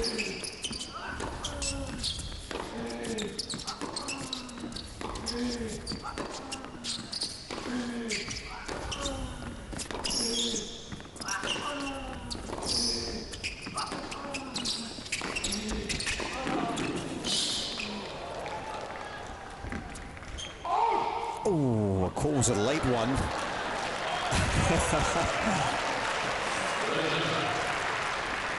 Dominic was almost holding his hand to his ear there, as if to say, come on. He got the call he wanted in the end. Yeah.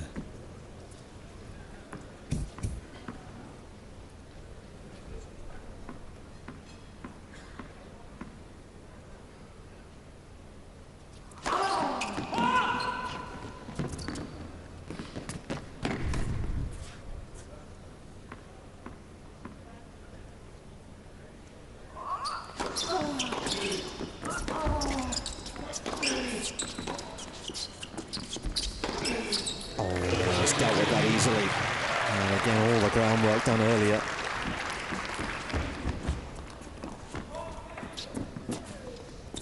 This has become one of the most dangerous shots in men's tennis, isn't it? Speak about that power angle. I mean, the contrast of the two forehands was beautiful. Depth initially, angle to finish it off.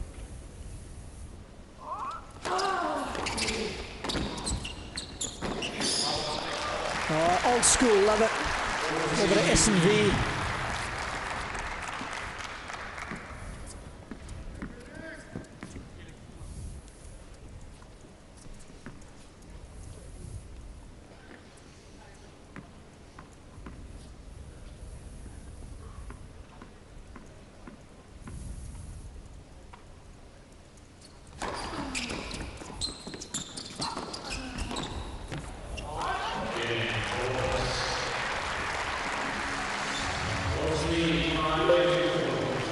5-4 it is. Thiem in front. Great conviction in that game. Man, there was conviction. I mean, I'm sitting here and say, Yeah, like in a different chord, I would go full take now in the first serve. So.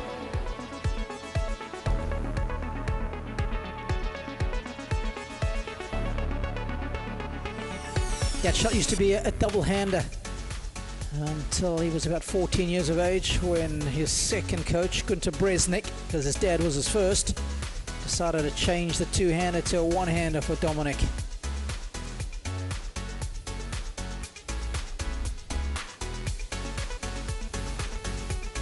Just a little gap between the two hands on the two-hander of Holger Rune.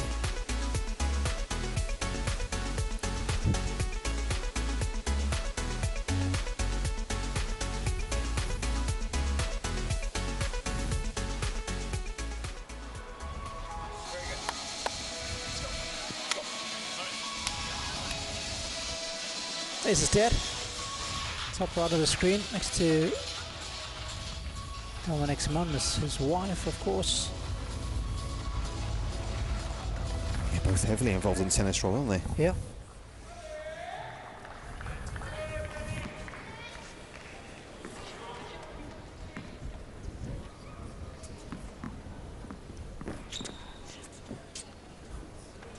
So it's the Austrian with a slender lead here for his team.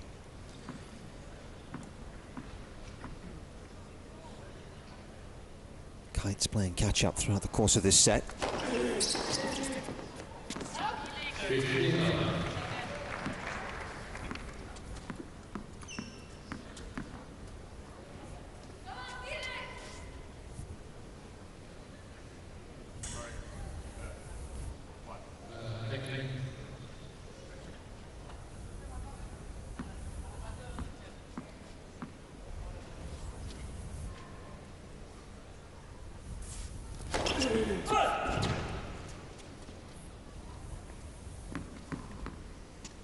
Hasn't lost too many points on serve so far, has he?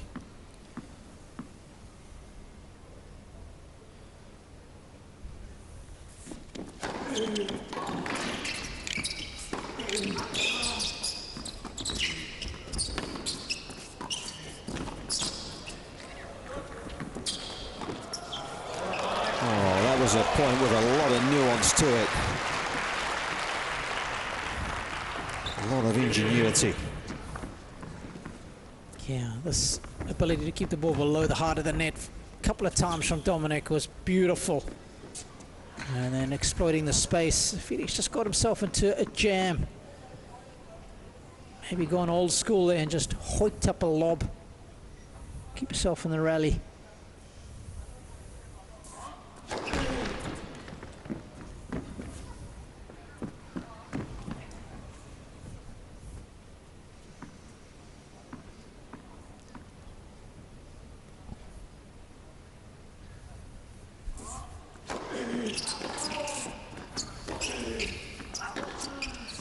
Oh, lovely. Couldn't have taken it any earlier. And what a contrast with the two backhands. The return initially deep, just to give him some time. And this one, the exact opposite. Short swing, right back at you, placed with precision.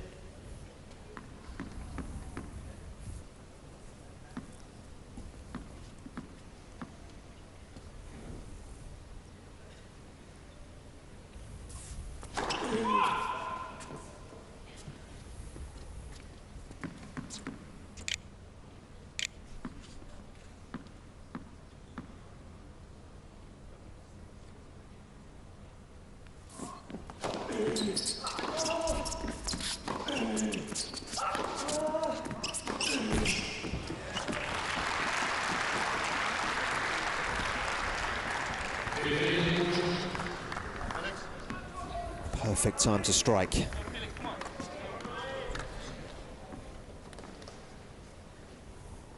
Hawks with set points.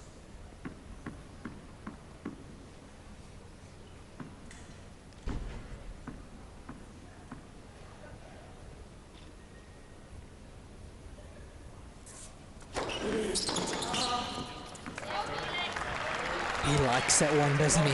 He's been hitting it well.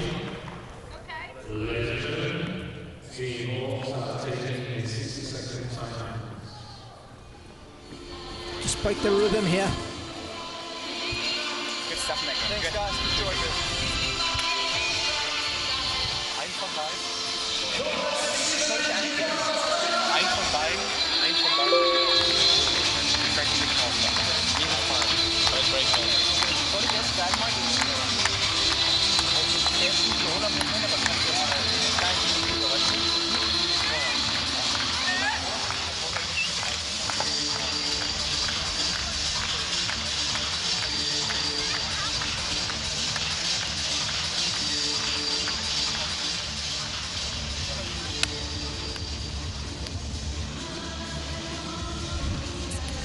Get the feeling this break has been initiated by Alexander Zverev, don't you?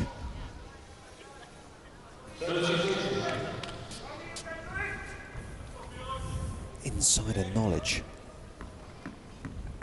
Let's see if it pays off.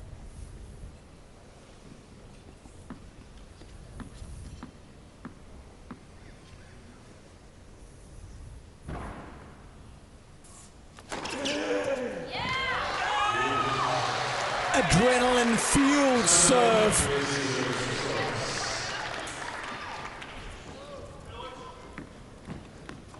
Little hold and stare at the end there, Rob.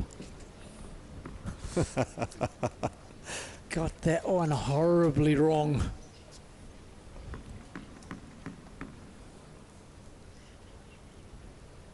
Still got a chance to seal the set here, though.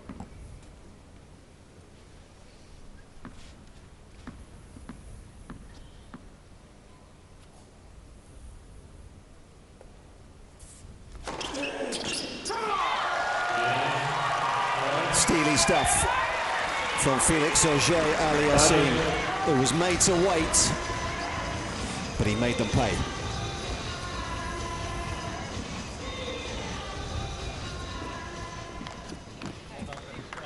Yeah, it's big time tennis on a big time point times 2. Cool customer.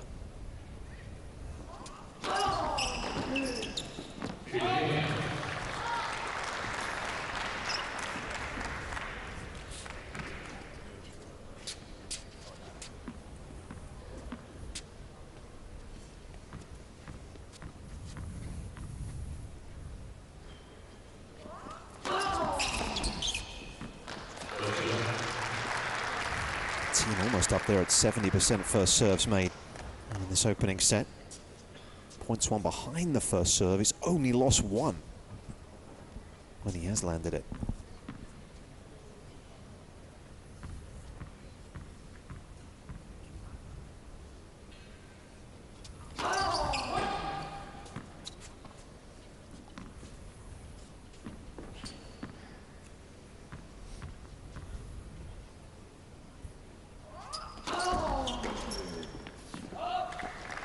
Targeting a forehand, right? Obviously identified something there on the return of serve and has given him a steady diet of forehand returns.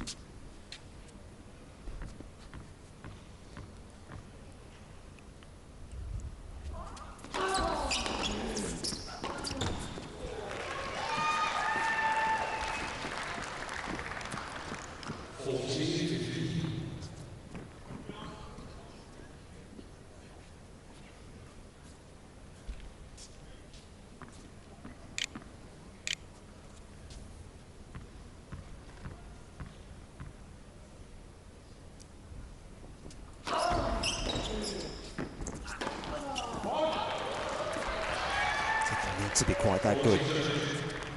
There's a lot of space open for him.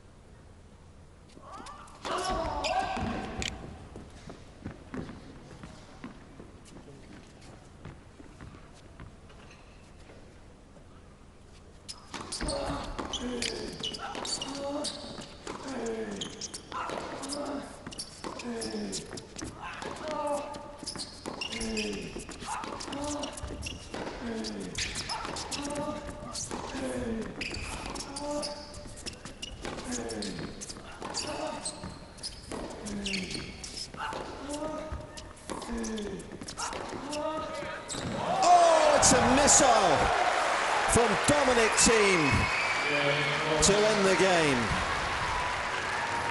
Quite brilliant. The Hawks in front.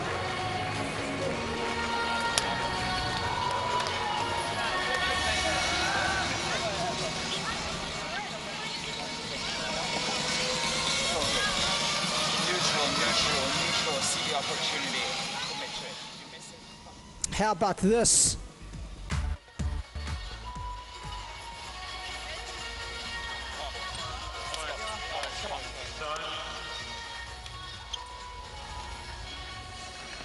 Sasha's parents.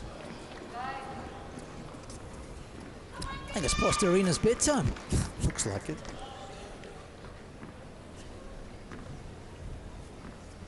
One of the shots of the week to put Dominic Thiem in front. A slender lead, but it's been a set of tight margins so far.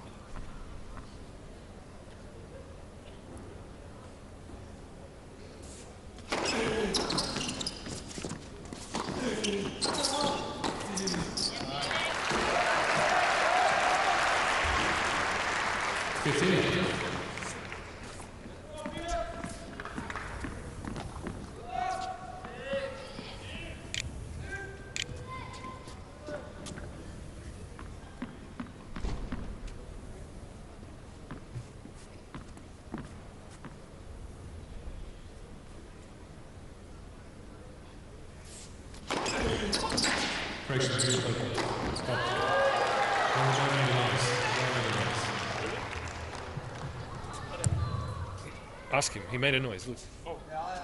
Oh, good. I think it was a Ladies and gentlemen, the half-hearted line call. made a noise, therefore we need to replay. Yeah. Press. It's not easy picking up Felix's serve at 125 miles an hour, is it? 15. Too true, too true. Odd mistake, understandable. I mean, especially when it's clipping the back of the line. You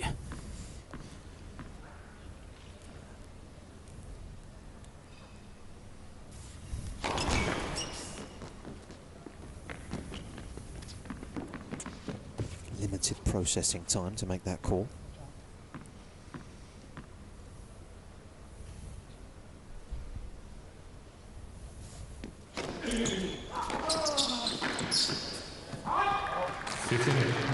So I'm very interested there. It almost looks to me like Felix is covering the line initially and then he's making the move cross court. That's what it'll look like. That is the wrong movement pattern.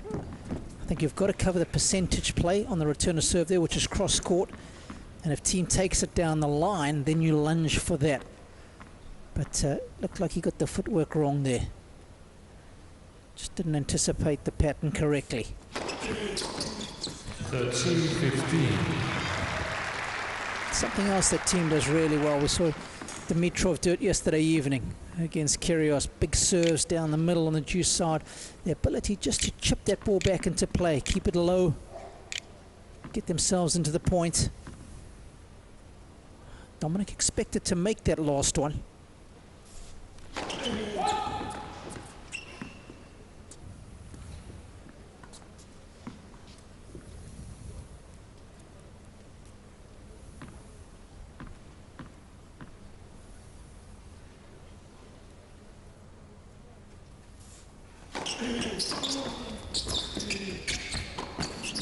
Oh, he knew how good the return was, and he wasn't going to let that one bounce.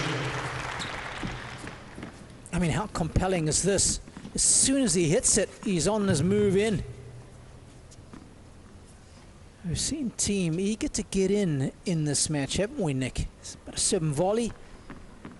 Anytime he's hit a good shot, he's looked to make that foray forward.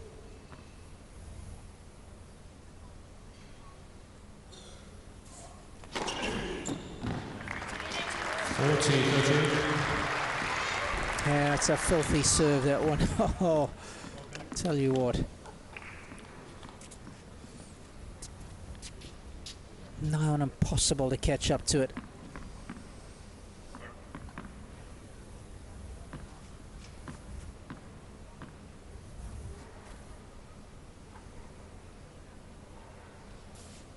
Yeah, he's developed a good habit, this guy, hasn't he? Of bursting bubbles. So when you think there's an opportunity around the corner, he stands up to be counted.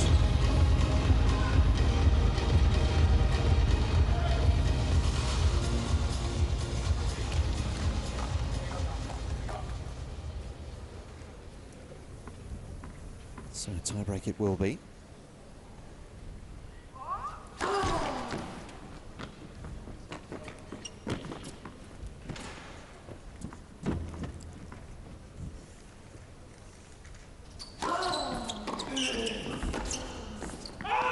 Zero kites.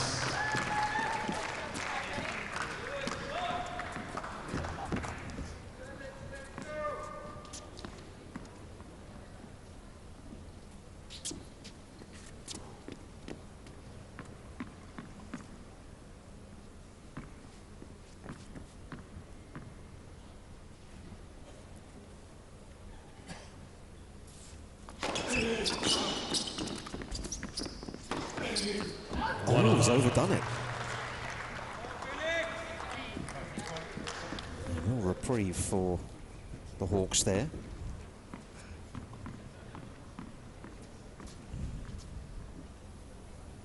I feel as though in the overall picture, the overall score with the two teams, this is a tiebreak the Hawks almost have to win.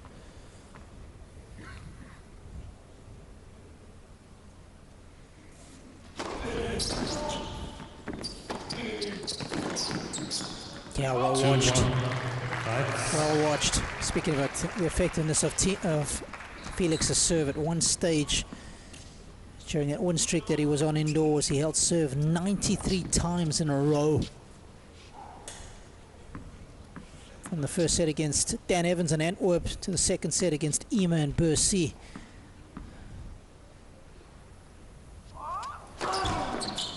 Yeah, never good to get out in the nervous 90s, is it?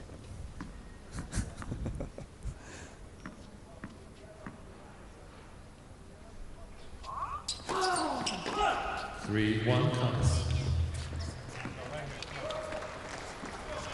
This is a good test of teams' nerves. Pressure situation. Felix has got out of them on a couple of occasions now, saved 2 set points. 3-2 fights.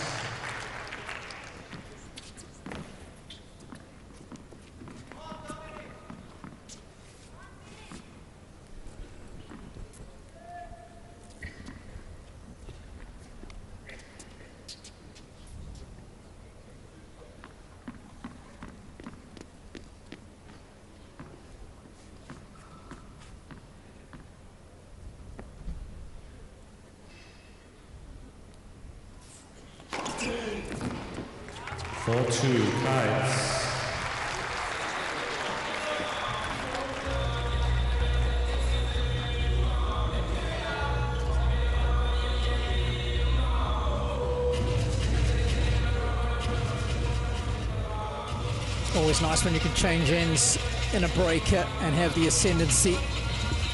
Remember, in the tiebreak format that we're playing this week, if it did get to 6-all, whoever wins the next point wins the tiebreak. It is the receiver's choice,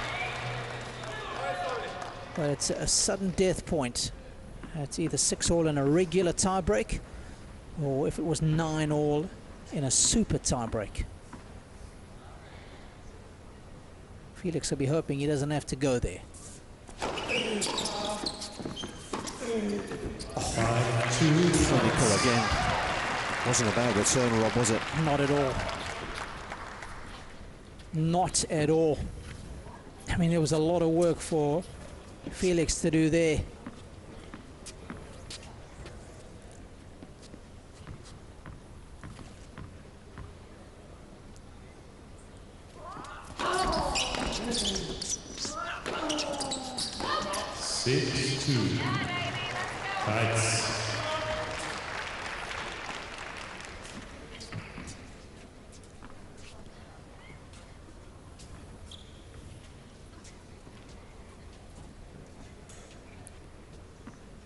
Thiem, of course, had chances to finish this set off a little earlier in the set.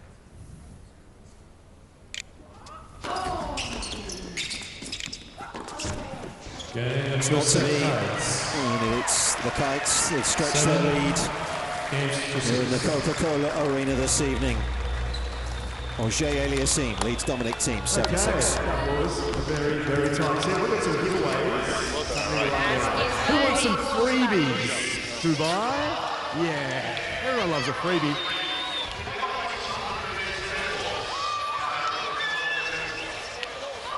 Oh, that was an exciting set of tennis, high octane. Both players going at it, hammer and tongs. Just what we wanted to see. So right now it's Kites sitting at top of the standings by a percentage of games won over the Eagles. The points total both at 65. The Hawks with a 60-point total, and the Falcons now sitting bottom of the log at 58. And you can see those bonus points looking pretty good for the Hawks. Kites, though, hoping to track more of them down. They're in a good space right now, thanks to Iga Swiatek and Felix Auger-Aliassime, putting them in a very good position.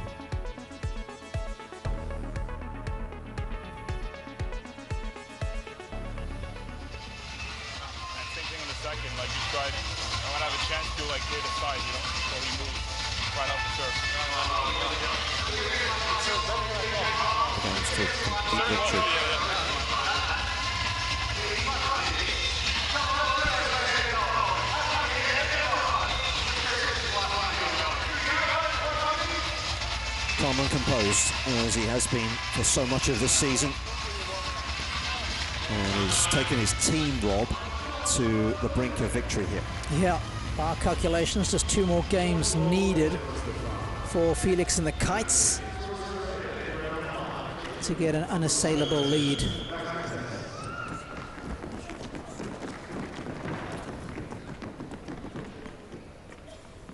Kites to serve.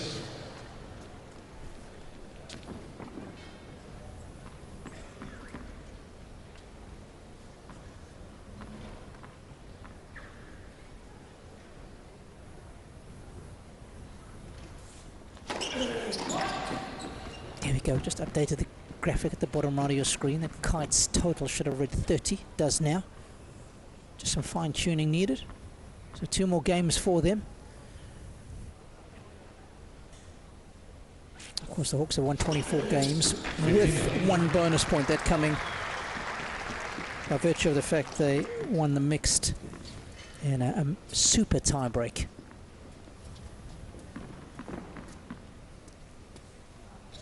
And of course, it's the team that wins the most number of games over the tie that gets the additional 5 bonus points. So it's a big push.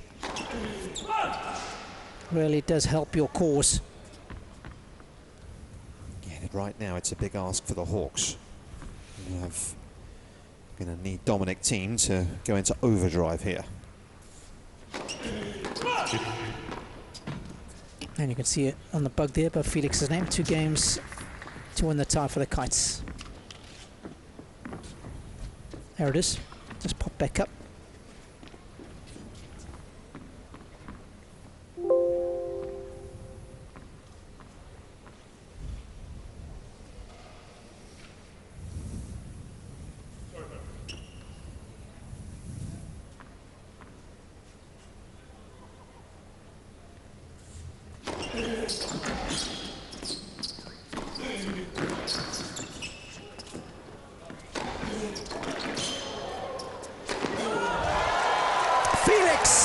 Auger-Aliassime. 30-15.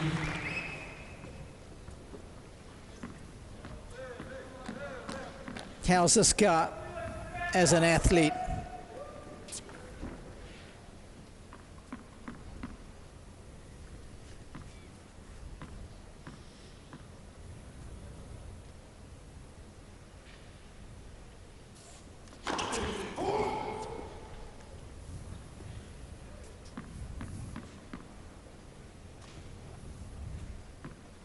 got a fright.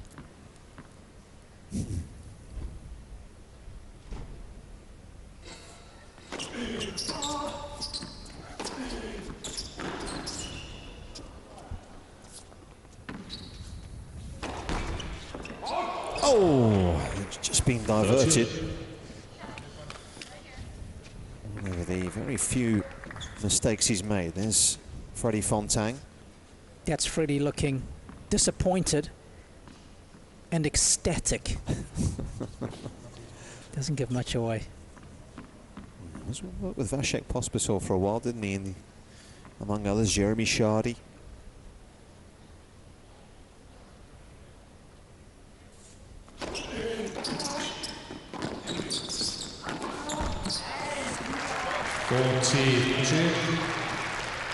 It was actually Louis Borfiga that put them together. Louis was the man in charge of the National Tennis Centre in Canada, the performance side of things. He got in touch with Freddie, said, listen, I've got a young man here you might want to come and look at. And the partnership has been a long one. Game cards. With the feeling he really values the people around him, don't you? Yep.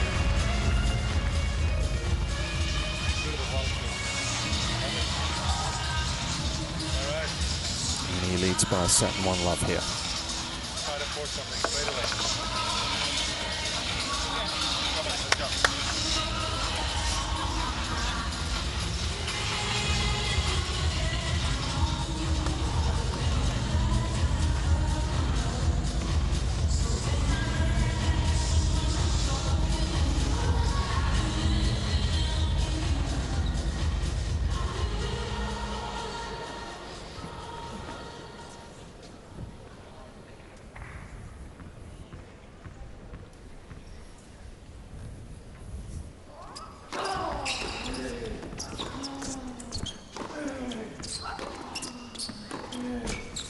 Love.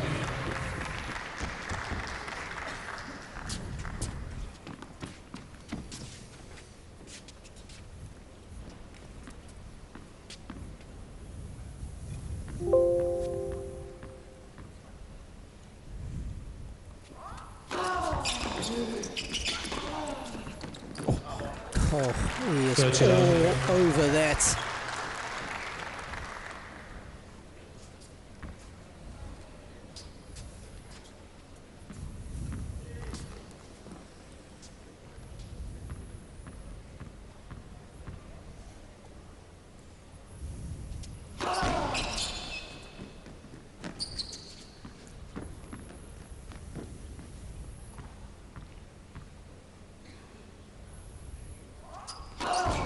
So 215.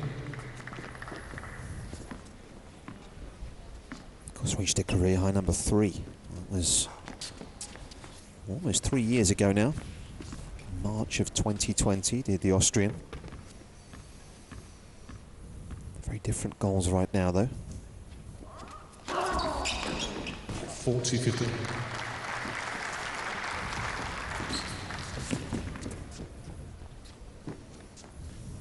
Go into the new season ranked just outside the world's top 100. He's used his protected ranking on a couple of occasions already at the tail end of last season.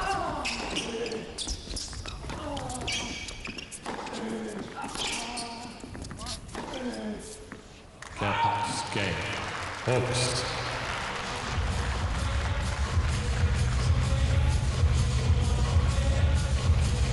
One game all. This season, I should say.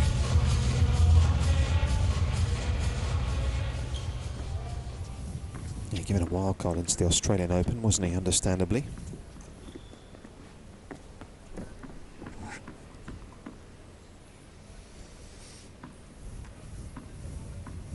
Won't be short of offers, one would imagine, as he looks to try and climb the rankings once more. 15 up. Of course, the difficulty that you do find, I mean, obviously you can look at both sides of the coin, but you're going to face the possibility of facing a big seed in the first round, aren't you? Yep.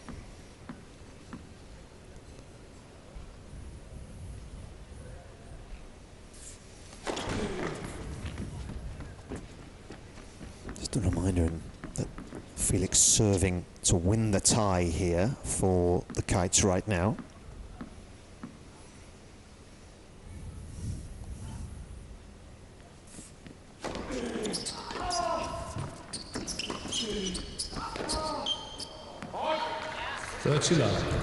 So disciplined again with the approaches, Felix. Not coming in cross court with that forehand, but going back down the line, keeping the ball on the same side of the court as himself. Net approaches have been outstanding, been well thought out.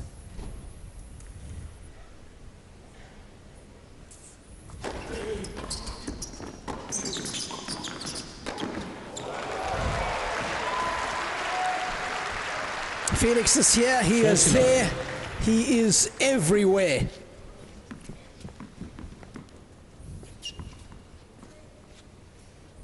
I mean, how's this guy's raw athleticism? You just gotta love it.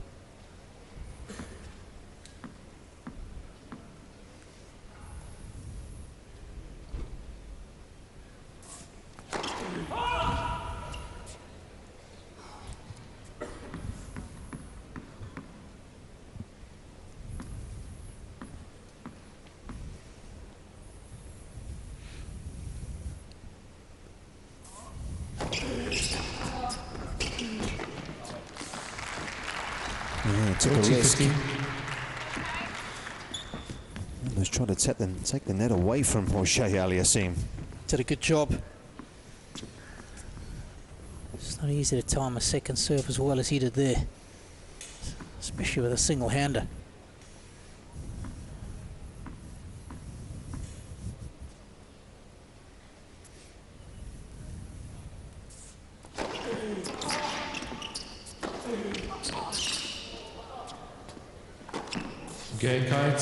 That is a hold that will seal it for the Kites overall. Still more to play for here. And it's a set and 2-1.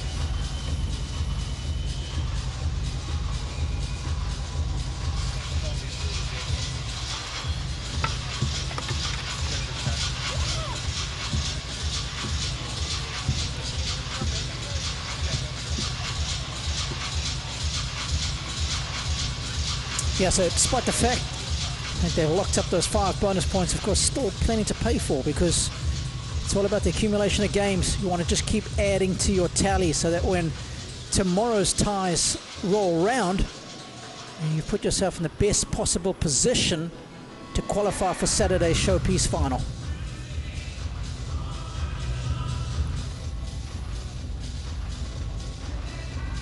Oh, the camera's panning around again. Who's got some dance moves in them tonight? Come on, let's see ya.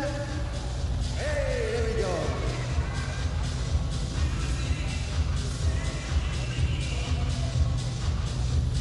Hey.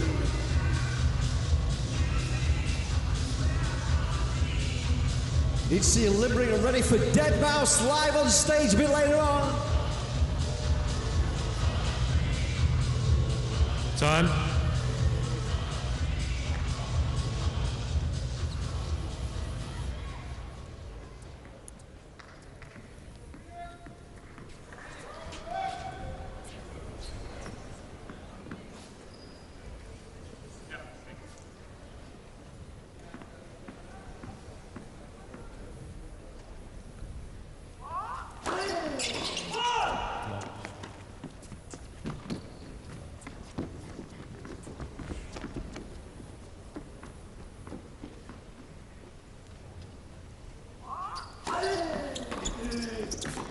And after that return again, something we've seen him do a lot.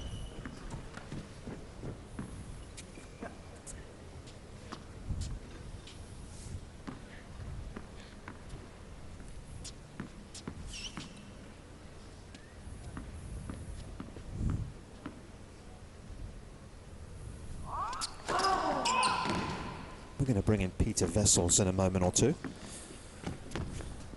Captain, of course, of the Kites.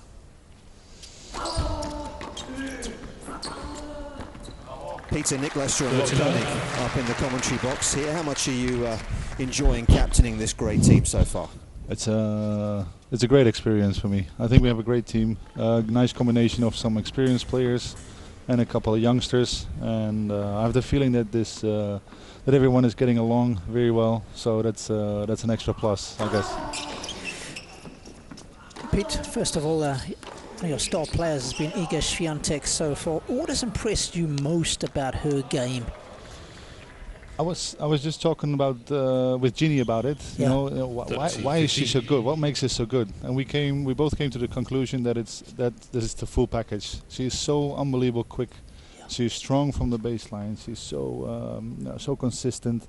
Whenever the ball is just a little bit shorter, she straight away steps in and makes angles and let the opponent run. So she's just extremely strong, and of course mentally also. She keeps going, she keeps fighting, and yeah, a wonderful player. And I'm very interested to get your thoughts on what you've seen from Dominic Thiem today, obviously coming back from injury. What do you make of the standard of the tennis? I mean, you are courtside right now, front and center. Out of 10, what are you giving Dom? If 10 out of 10 was when he was playing his best tennis, where do you think he's at now, Pete? Oh, that's a difficult question. That's a tricky question, but okay. I must say he's playing really well. I'm surprised by how good he serves. Mm-hmm. He's pretty easily holding his service games. Felix also. So it's really coming down to a few points here and there. Game. And but I must say he's playing really well. He's solid on the defense with his slice backhand. Yep. He's got that backhand down the line that we know of him. He showed a couple of them already, and like I said, he's serving really well. So it's an interesting match. Yeah, and on the flip side, I mean, Felix, what an unbelievable end to the year he had, playing so well indoors, won the most matches. What do you think's in store for this guy in 2023? You think he can win a major, Pete? I think so. Yeah, I believe in it. The intensity on the courts, he's a complete player. He's what I call a student of the game. He's an intelligent guy. He knows what he's talking about. He knows his opponents. He knows his tactics, and yeah, I don't see a reason why he couldn't win a major. Not at all. I think he's very strong, and you see it also in his service games. He's almost unbreakable. He's got a big forehand, solid backhand. He knows how to find his way to the net and finish the volleys as well. And he's going for everything. I knew that before coming here. I knew Felix was a reliable, well, not a reliable point, but at least some guy who goes for every single point, every single match, and that's always nice to work with, or at least to sit next to. Absolutely, Pete. Well, I'm not sure if you are aware yet or not, but the Kites have sealed the tie. Of course, that means the additional 5 bonus points are yours. But of course, each game is important here, so still plenty to play for. I'll tell Felix. No, maybe not. I won't tell him that it's in the pocket. Don't. No, maybe not. No. All right. Tough love. Thanks, Robbie. Okay, Pete. Great talking to you. Yeah, same. Bye-bye. Almost took Stiley out there. Tell you what, he's a lot smaller target now than what he was at the beginning of the year. 30-15.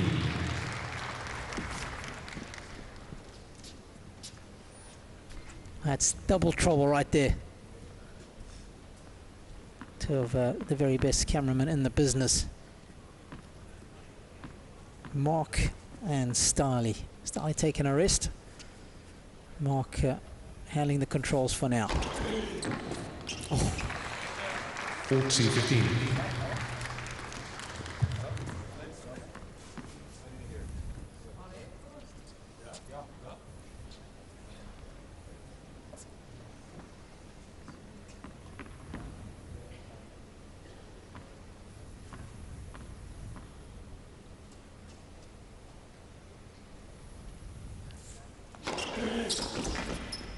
Game Kites. It's a consistent theme, isn't it? Kites the Canadian, who once again is looking unbreakable out here.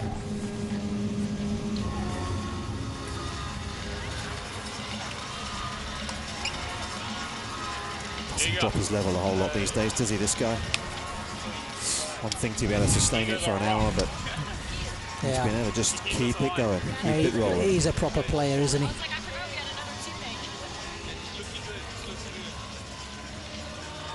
As you say, at the belief he has in his game now. The wins that he's had this season against the best players in the world. He knows he belongs. Oh, yeah.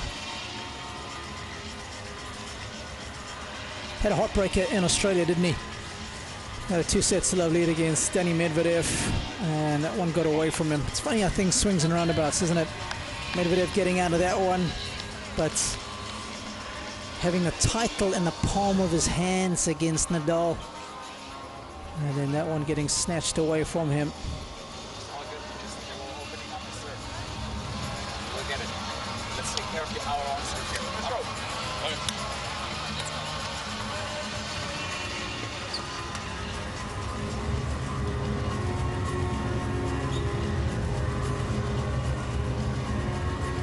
Time.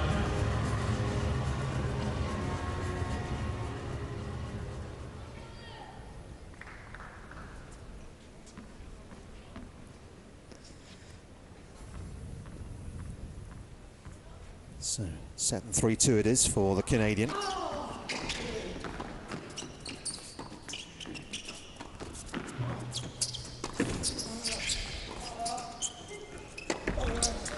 Hasn't missed many of those, is he, this evening?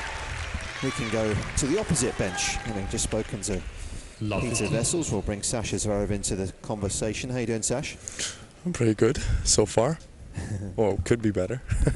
Physically, how's the ankle feeling? Obviously, we know you've been out for a long time. We know you've been trying to get back to full fitness. Where are you at right now, would you say? Yeah, I think the match with Novak especially showed me that I'm at a pretty good level.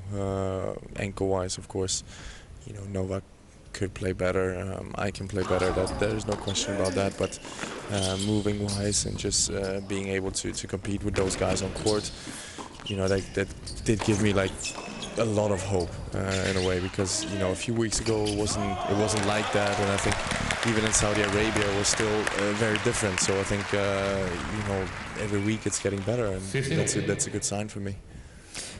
And Sash, I'm always interested when players have been out for a while. Do you have a new perspective on the game? Does it change your outlook when you've been on the sidelines for a while? I think you look at things a little bit different, because it's the first time in my career that I had a very long period where I was without competing. Of course, the year we all had COVID, but nobody was competing then.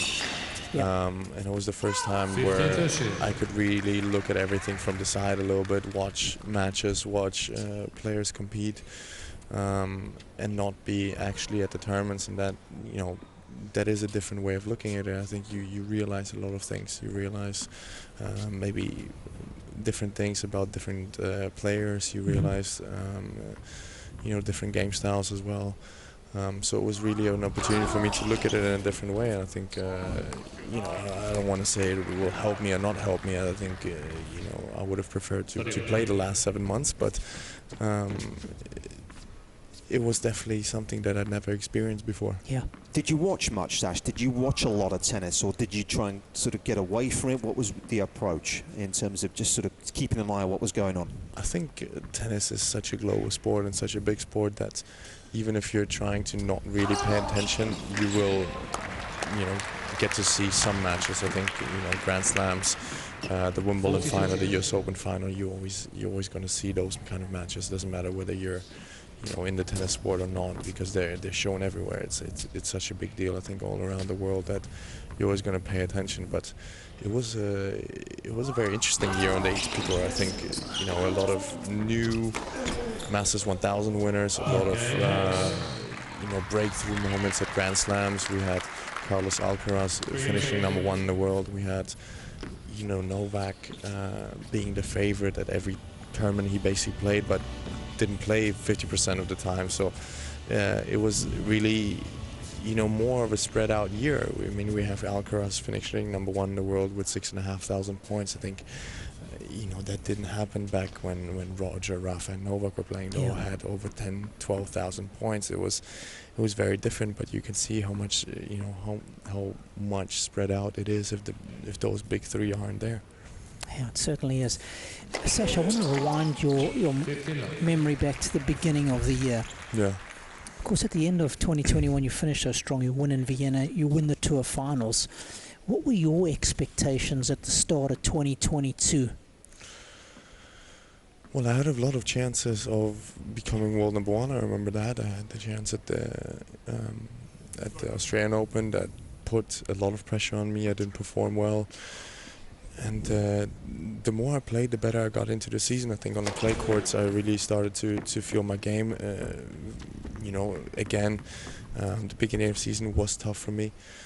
But then I think at the French Open, I started playing my best tennis again. So it was, of course, injuries happen, and you can never predict when they will happen. But it was a very unfortunate timing for me because I really felt like I was starting to play some of my best tennis again. And who knows what would have happened if I didn't get injured? Even if that I can lose that match goes without saying. You're playing Rafa in the semi-finals of French Open, but for me, it's more what could have happened afterwards is more the question for me. Okay. Last question. Got to be quick before the change of ends. What did you tell Dom on break point there when you had the timeout? Come on. We want to hear the truth now, because it looked like you got it horribly wrong. No, I said that Felix's favorite serve on the outside is the out wide serve. Okay. But I think also Felix knows that you knew that. Yeah, that was what I was going to tell Dominic's. But he did go out wide on the second break point, so yes. I did get it wrong on the first one. But I think, Felix is a smart guy. I think he realized what I was going to say to Dominic. Brilliant. Brilliant. It was so fun to watch. Sash, listen, it's great to have you back, man, and hopefully you can stay healthy, and looking forward to a good couple of matches here, and hopefully we'll see you at the sharp end of all the tournaments next year. Thank you, guys. Thanks, Sash.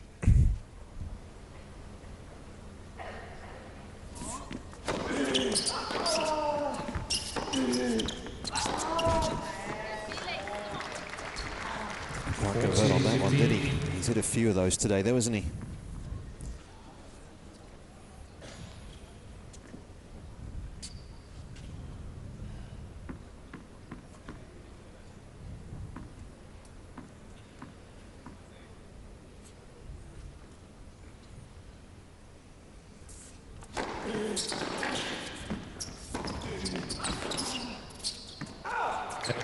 Again, just squeezing the space on the Austrian, an anguished look on his face. Kites in 4 games to 3. It's a set 4-3 for the Kites.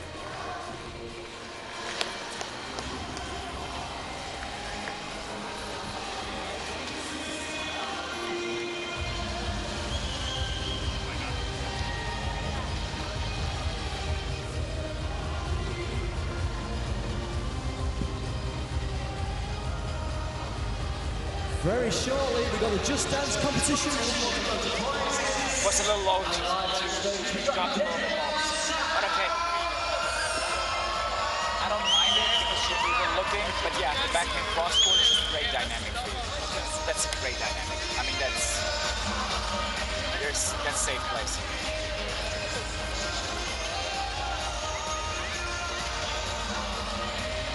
Okay. Same thing. Taking care of the serve. Working on that return, you will get looks and get a couple looks here. You never know. You just never know. When the opportunity comes around, you got to be ready. So you got to believe it.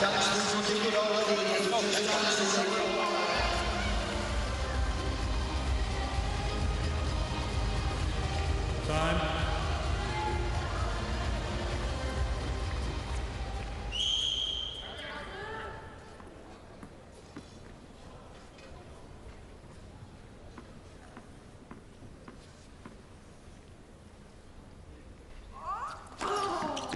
Continues to be nothing between the two in terms of the particular matchup. Of course, as we know, the Kites have an unassailable lead in terms of the overall matchup here.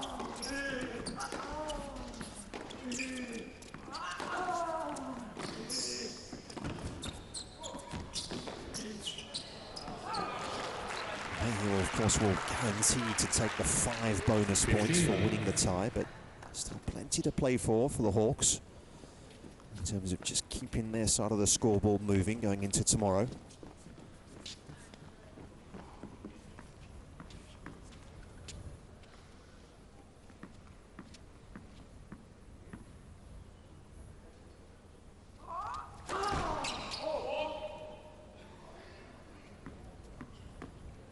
just reading between the lines from what Zverev was saying there, Rob. I don't know if you agree, but it kind of goes back to what we were saying, isn't it? Going into next year, it's open on the men's side of things for him. There's not, of course there are players to fear for him, but he's not going into, he's not going to feel as though he's too far away, is he? If he can produce his best tennis.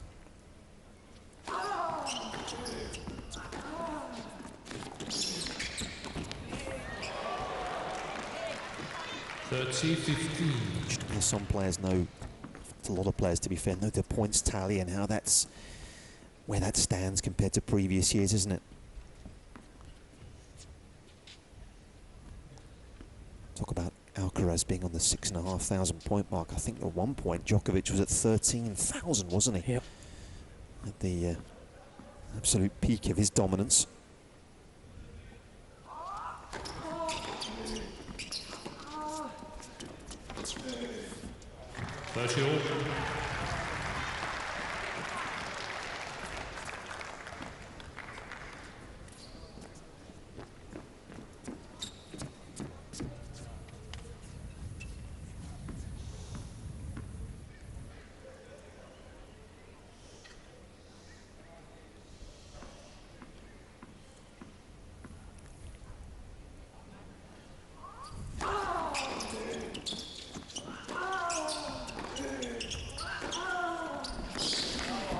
Carl, once again, as soon as the forehand left his racket, he was in. 40-30.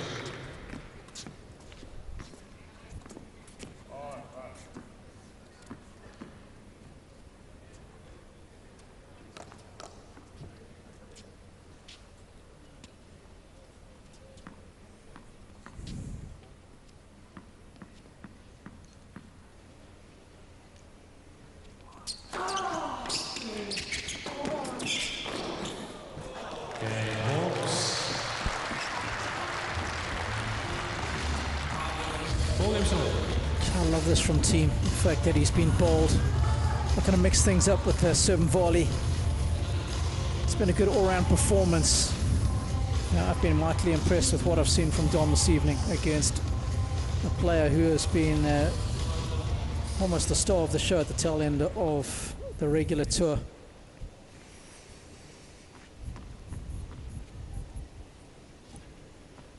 He's still not done yet.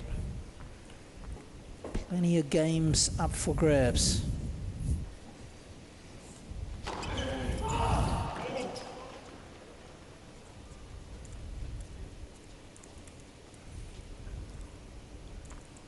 Felix's reaction. He probably thought he got a piece of the line there.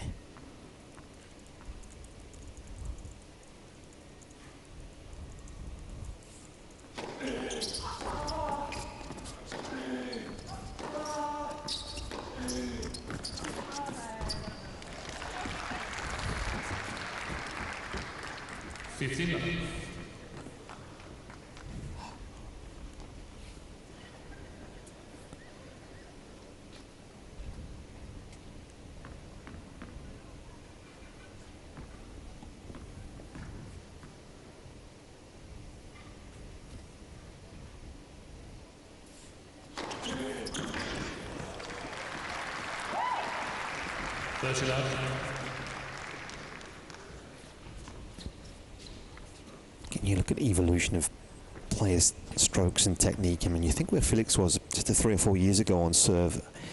The ball toss at times wavered, didn't it? Particularly on the second, and on the double faults at times was a little out of control. And he has tidied it up so nicely.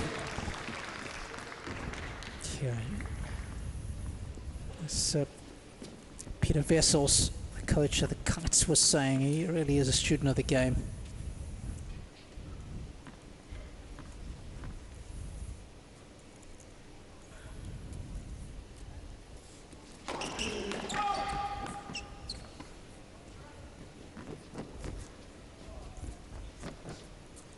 And I also get the feeling he's extremely coachable.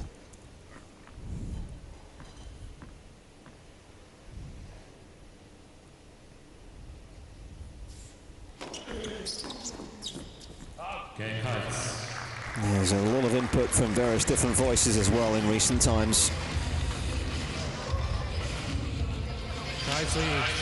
5-4. He's in front in the second.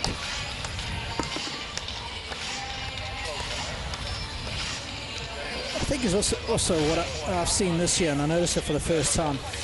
There's a steely resolve and there's an edge to Felix that wasn't there before. And I can't help but rewind to that match that he played in Burr C against Mikalima, where he was getting taunted from the back of the court in a match that was a brutal encounter, 3.5 hours, and he was trying to keep it all together, but eventually when he won, he just turned around to the hecklers and he told them to shush, finger to the mouth, and then he just dusted his shoulder off towards them as if to say, see you later, not interested in your nonsense. And we've never seen something like that from him before, Nick. And I liked it. Showed me an edge to Felix that I've never seen. Time.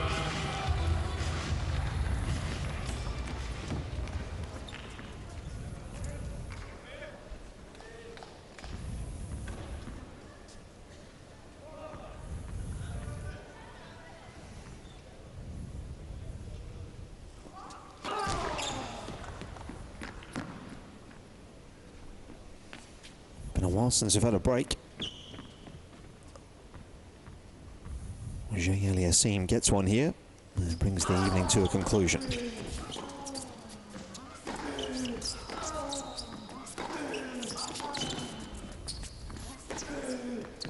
Oh, it's a trademark play. Is it long? Love 15.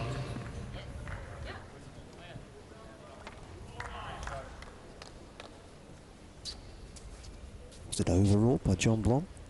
No.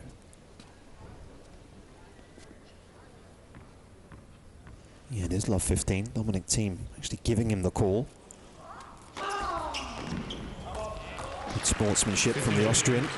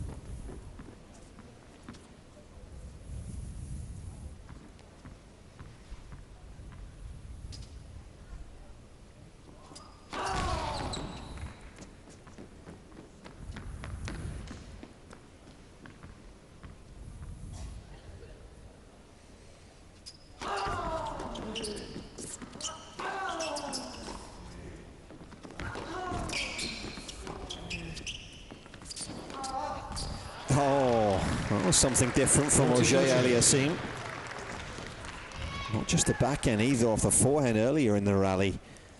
Got the carving knife out. That's always good around this time of the year, isn't it? It is, yeah.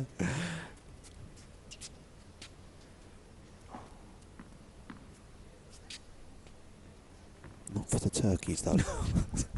Get a bit twitchy. Okay. Hawks, 5 games old.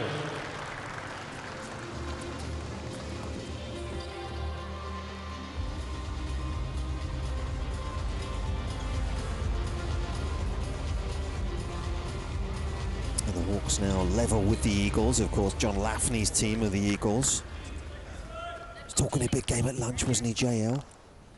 Delivered tomorrow. Yep. Falcons with a fair bit of work to do, one senses, if they're to force their way into the final on Christmas Eve.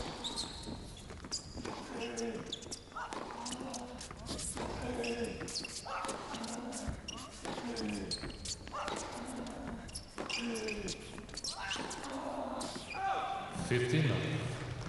Yeah, I can't believe he's missed that by such a big margin. That backhand of Felix was just begging to be hit. Yeah, move into the court. What am I waiting for the ball to come to me for? Of course, you're not expecting such a miss hit.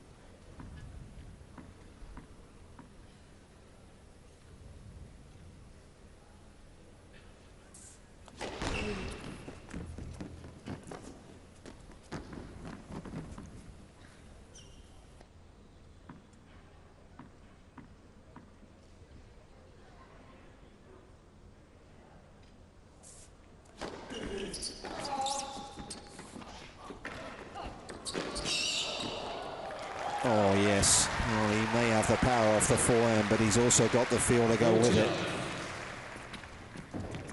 Check this out. Yeah, he's got all the answers and angles sorted out at the moment. Teasing and tantalizing his opponents.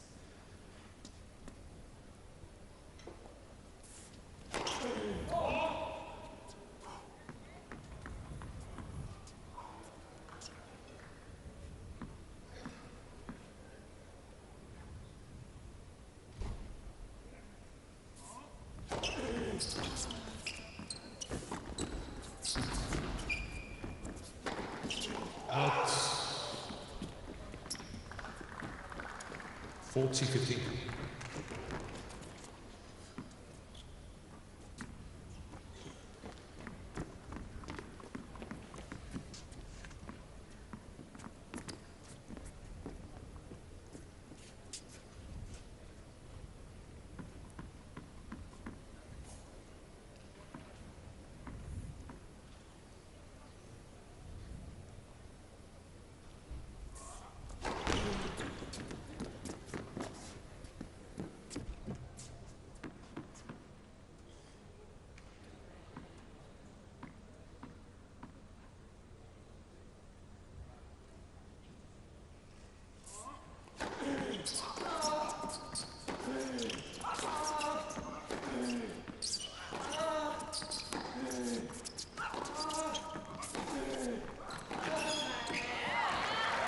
Just pressure, just too much for Thiem off the forehand wing.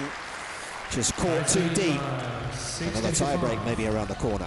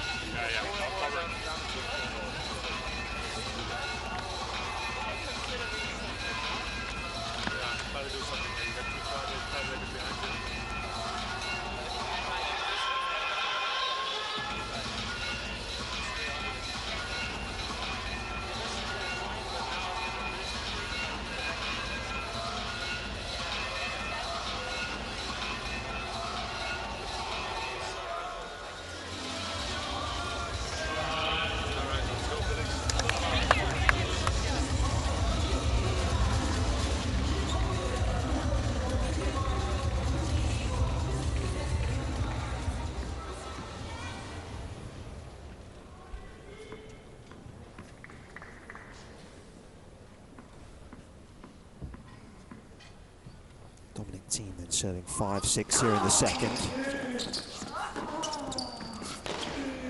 Well, the Team Hawks this week, of course, 4 teams lining up over the course of the 6 days.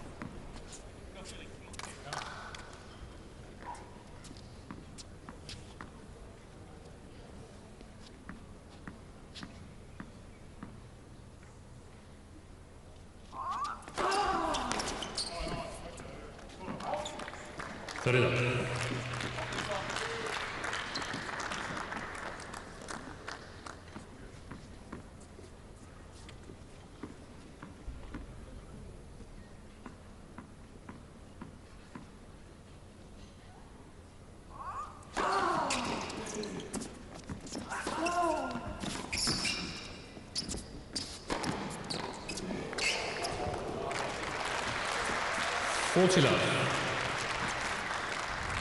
Nick, looks like we're going to be involved in another time break here. How impressed have you been with Dominic Thiem over the last hour and some change? I mean, I think I said to you, didn't I, earlier on? I saw it in Vienna, Rob. The level of tennis he produced that week over both matches felt like he was getting close to where he was. I really did. And obviously it's all about, you know, this sport's about matchups, isn't it? It's about playing well against certain players, how your game matches up. But he looked physically and he looked...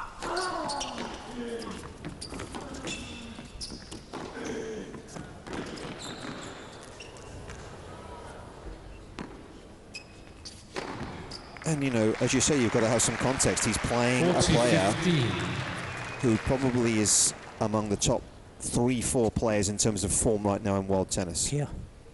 And he's close. Yep, context matters, doesn't it? Absolutely. He could have won the first set, bar a couple of big deliveries. Yep. I think it's very encouraging.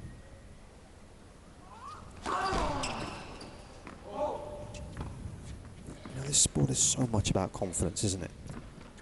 Any sport, isn't it? Of course it Any is. sport. I have to laugh when someone describes an athlete as a confidence player. I've never understood that. No. I mean, who doesn't play well when they've got confidence? Totally.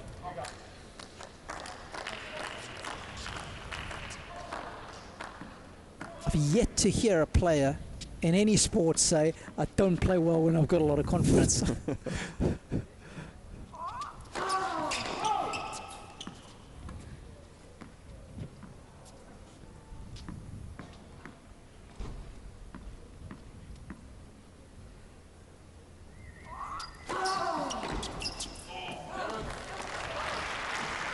Okay, Hawks. 6 control. Tiebreak.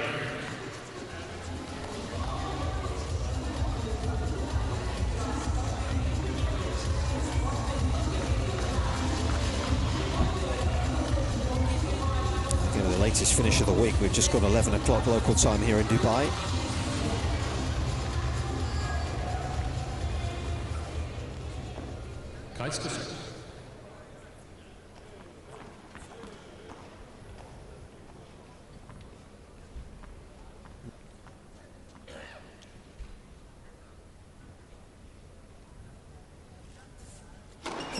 Once your cuts.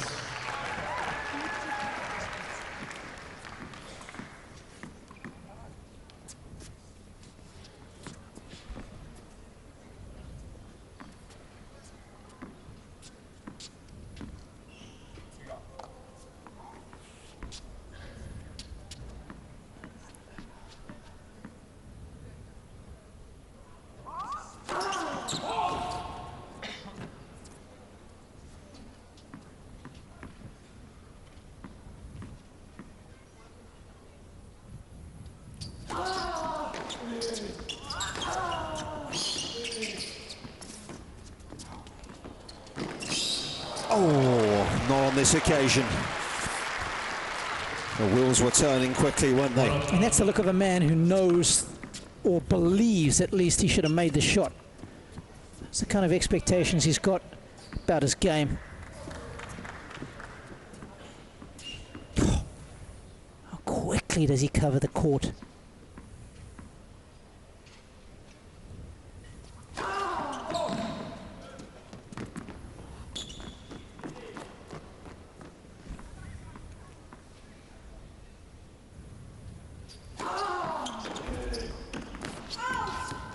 To 1 horse. It was a good deep second delivery. Had to be, given the purpose and the intent with which the Canadians look to take it on.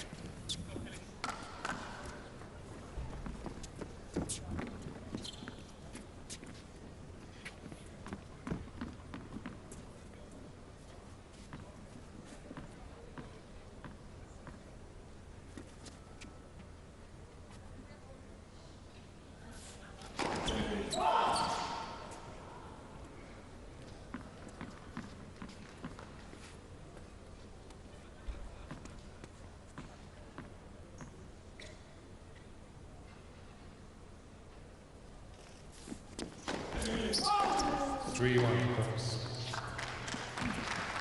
When he does double, interestingly, that is the side he has the issue on. More often than not.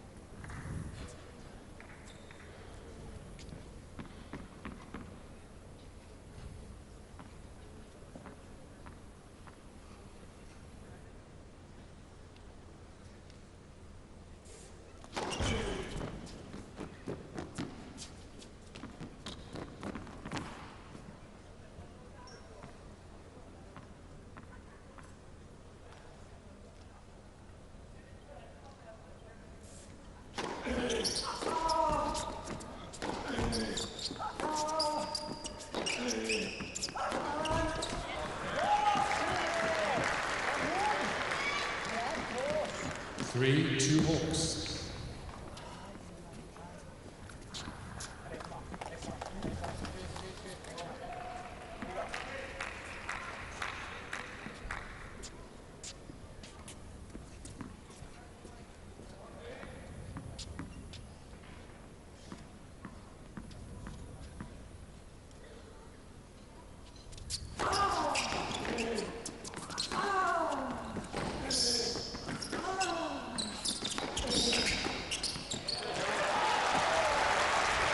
I've been so impressed with his net play. Both of these guys have made such intelligent decisions when coming forward.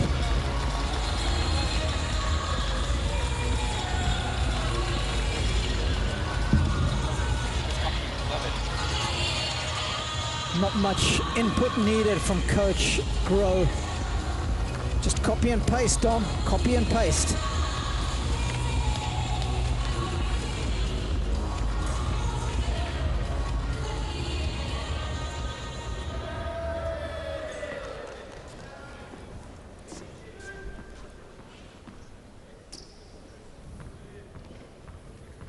Multiple wins, of course, over every member of the Big Four. Caliber and the quality of tennis he produced in the years leading up to that US Open win. Oh, wow.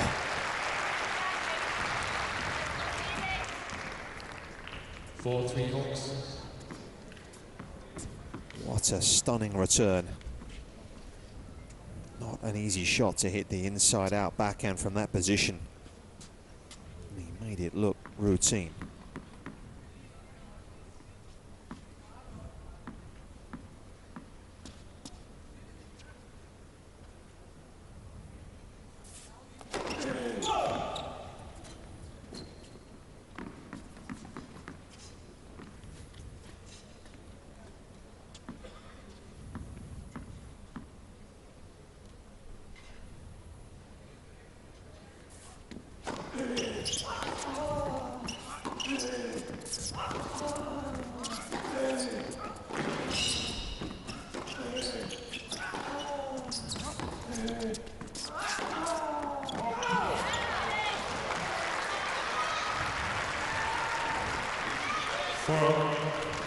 The one shot that is important to have against Felix, Rob, is the backhand line, isn't it? Because he likes to play so much of that tennis in the backhand corner. Yes. If you can take it there early, it does change the dynamic a little for him. No question. No question about it. It's something that Holger Rune did so well in his march towards the title in Garcia against a lot of top tennis. And he beat 5 in a row, and that backhand down the line was devastating. Flat, hard, well disguised. Got guys off balance all the time.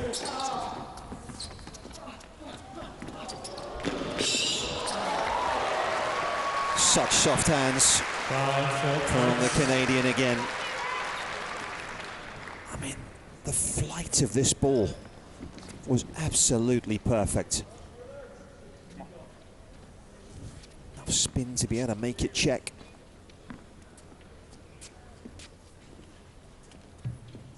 And a big point, that was quite the shot to deliver on.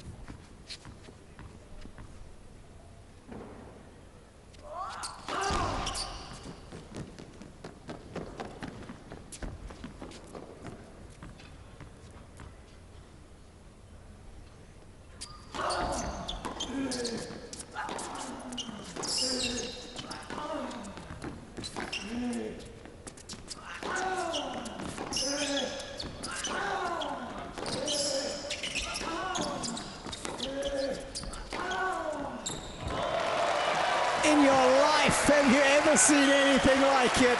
That was peak team.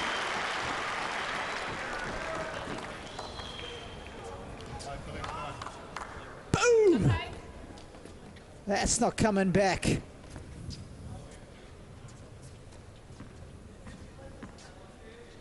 Stern resistance then from the Hawks here.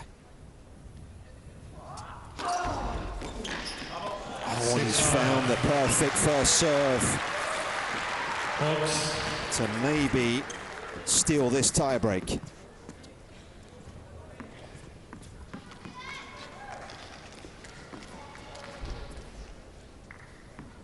Father watching up. He's been coaching a few Austrians in his time, hasn't he? Dennis Novak's personal coach for quite some time. That's right.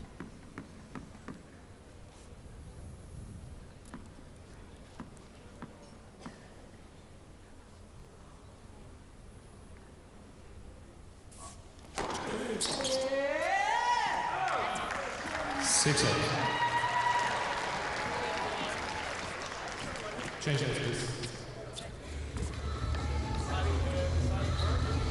The one thing, again, we talk about the best players in the world and their ability to up their game on a big point. Well, how often has he found a big first serve tonight under pressure? Well, he could lead it right now. Of course, it's 6 apiece. It's all on the line right here. Remember, first time this week. Yep. You don't win by a margin of 2. Ladies and gentlemen, at 6 points all, the next point is the deciding point, with the receiver to choose which side to receive from. 6 points all.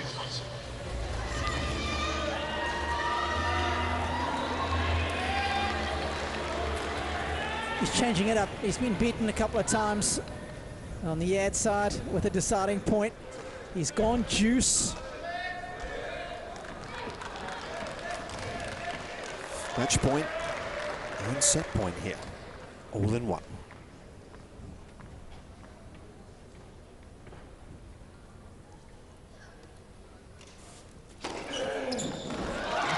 Never in doubt, was it? A first serve of note. And a frustrated look on the face of his opposition.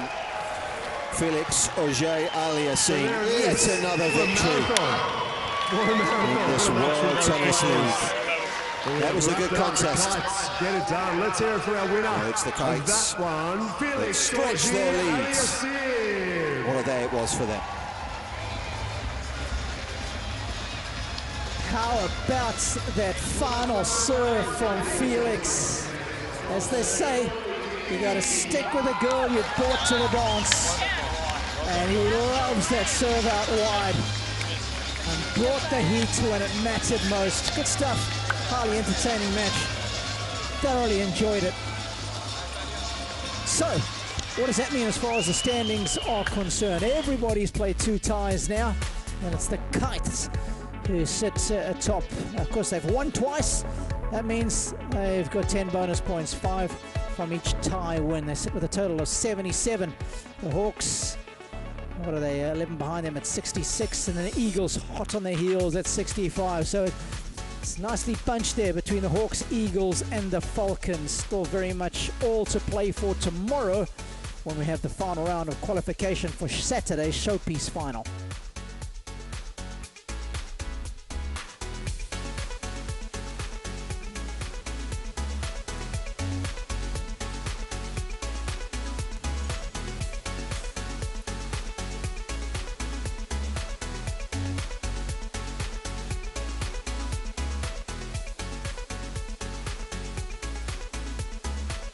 Let's go downstairs in a moment or two and hear from the winner. Well, Felix, congratulations. Another win. The Kites have made their move. You're on the way, not just yet, but you're one step closer to the final. But that was close. That was a bit of a marathon. How'd you play out there? Yeah, it was awfully close. You know, again, Iga, the rock of our team, kept us alive.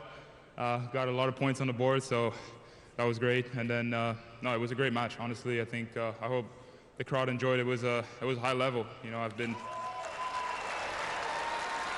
played some good matches this year, but this one was a good one, considering everything. We're at the end of the year, so yeah, congrats to Dominic also for raising the bar and playing well.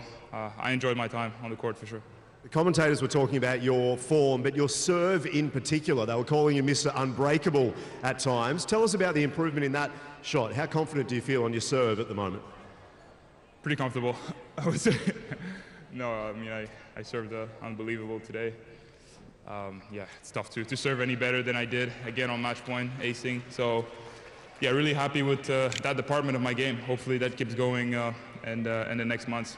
Just finally, I think this is the second time you were in Dubai. We spoke the other day and you said one fairly well-known tennis player invited you here many, many years ago. Can you tell the crowd and those at home that don't know that story and what that meant for you in your career? Yeah, 5 years ago I was invited by Roger Federer. So it was pretty nice as a 17-year-old to get that invitation to travel all the way here from Canada to Dubai and have a chance to practice with him for 2 weeks. It was a great experience for me. At the time, he was great to me as well. So, yeah, I always remember this moment. And now it's my second time coming in to Dubai as a different player, but still a lot of fun here. Yeah. You're a man in form. We'll see you again tomorrow, please. One more time for the Kites and Felix Auger-Aliassime.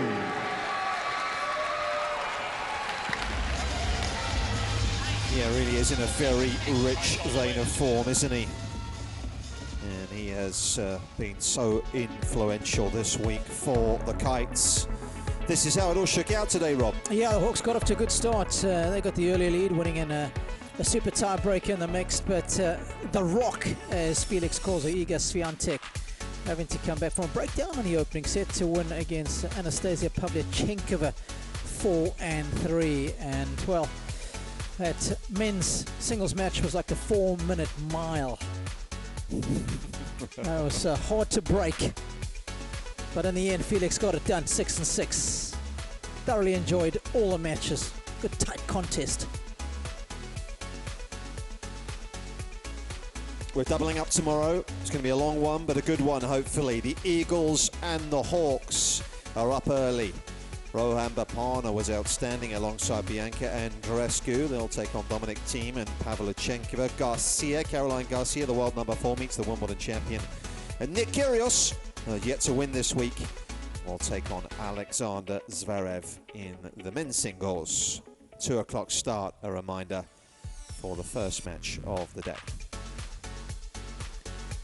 To follow that, it'll be the Kites against the Falcons. Holger Rune and Sania Mirza will take on Grigor Dimitrov and Paula Badosa. Grigor's looked sharp this week and firmly focused on the job at hand. Iga Swiatek will look to make it 3 from 3 against Arina Sabalenka. And then what a match to bring the curtain down on the day. Novak Djokovic will take on Felix Auger-Aliassime. It's been another highly entertaining evening here in Dubai. The inaugural World Tennis League most certainly has delivered. We hope you can join us for the sharp end of this wonderful event. We'll catch you tomorrow from Dubai. We'll say good evening.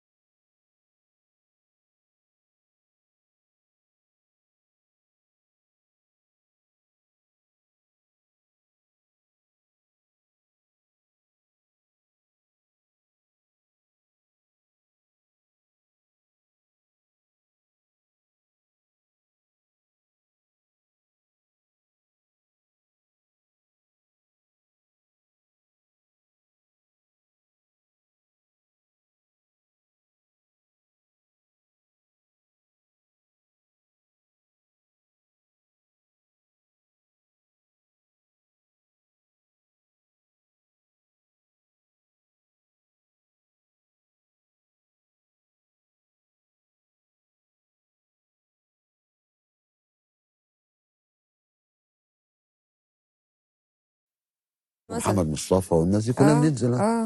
يعني احنا حاجات. الآن هي المباراة الثالثة إن استمرت وفاز شباب الأهلي.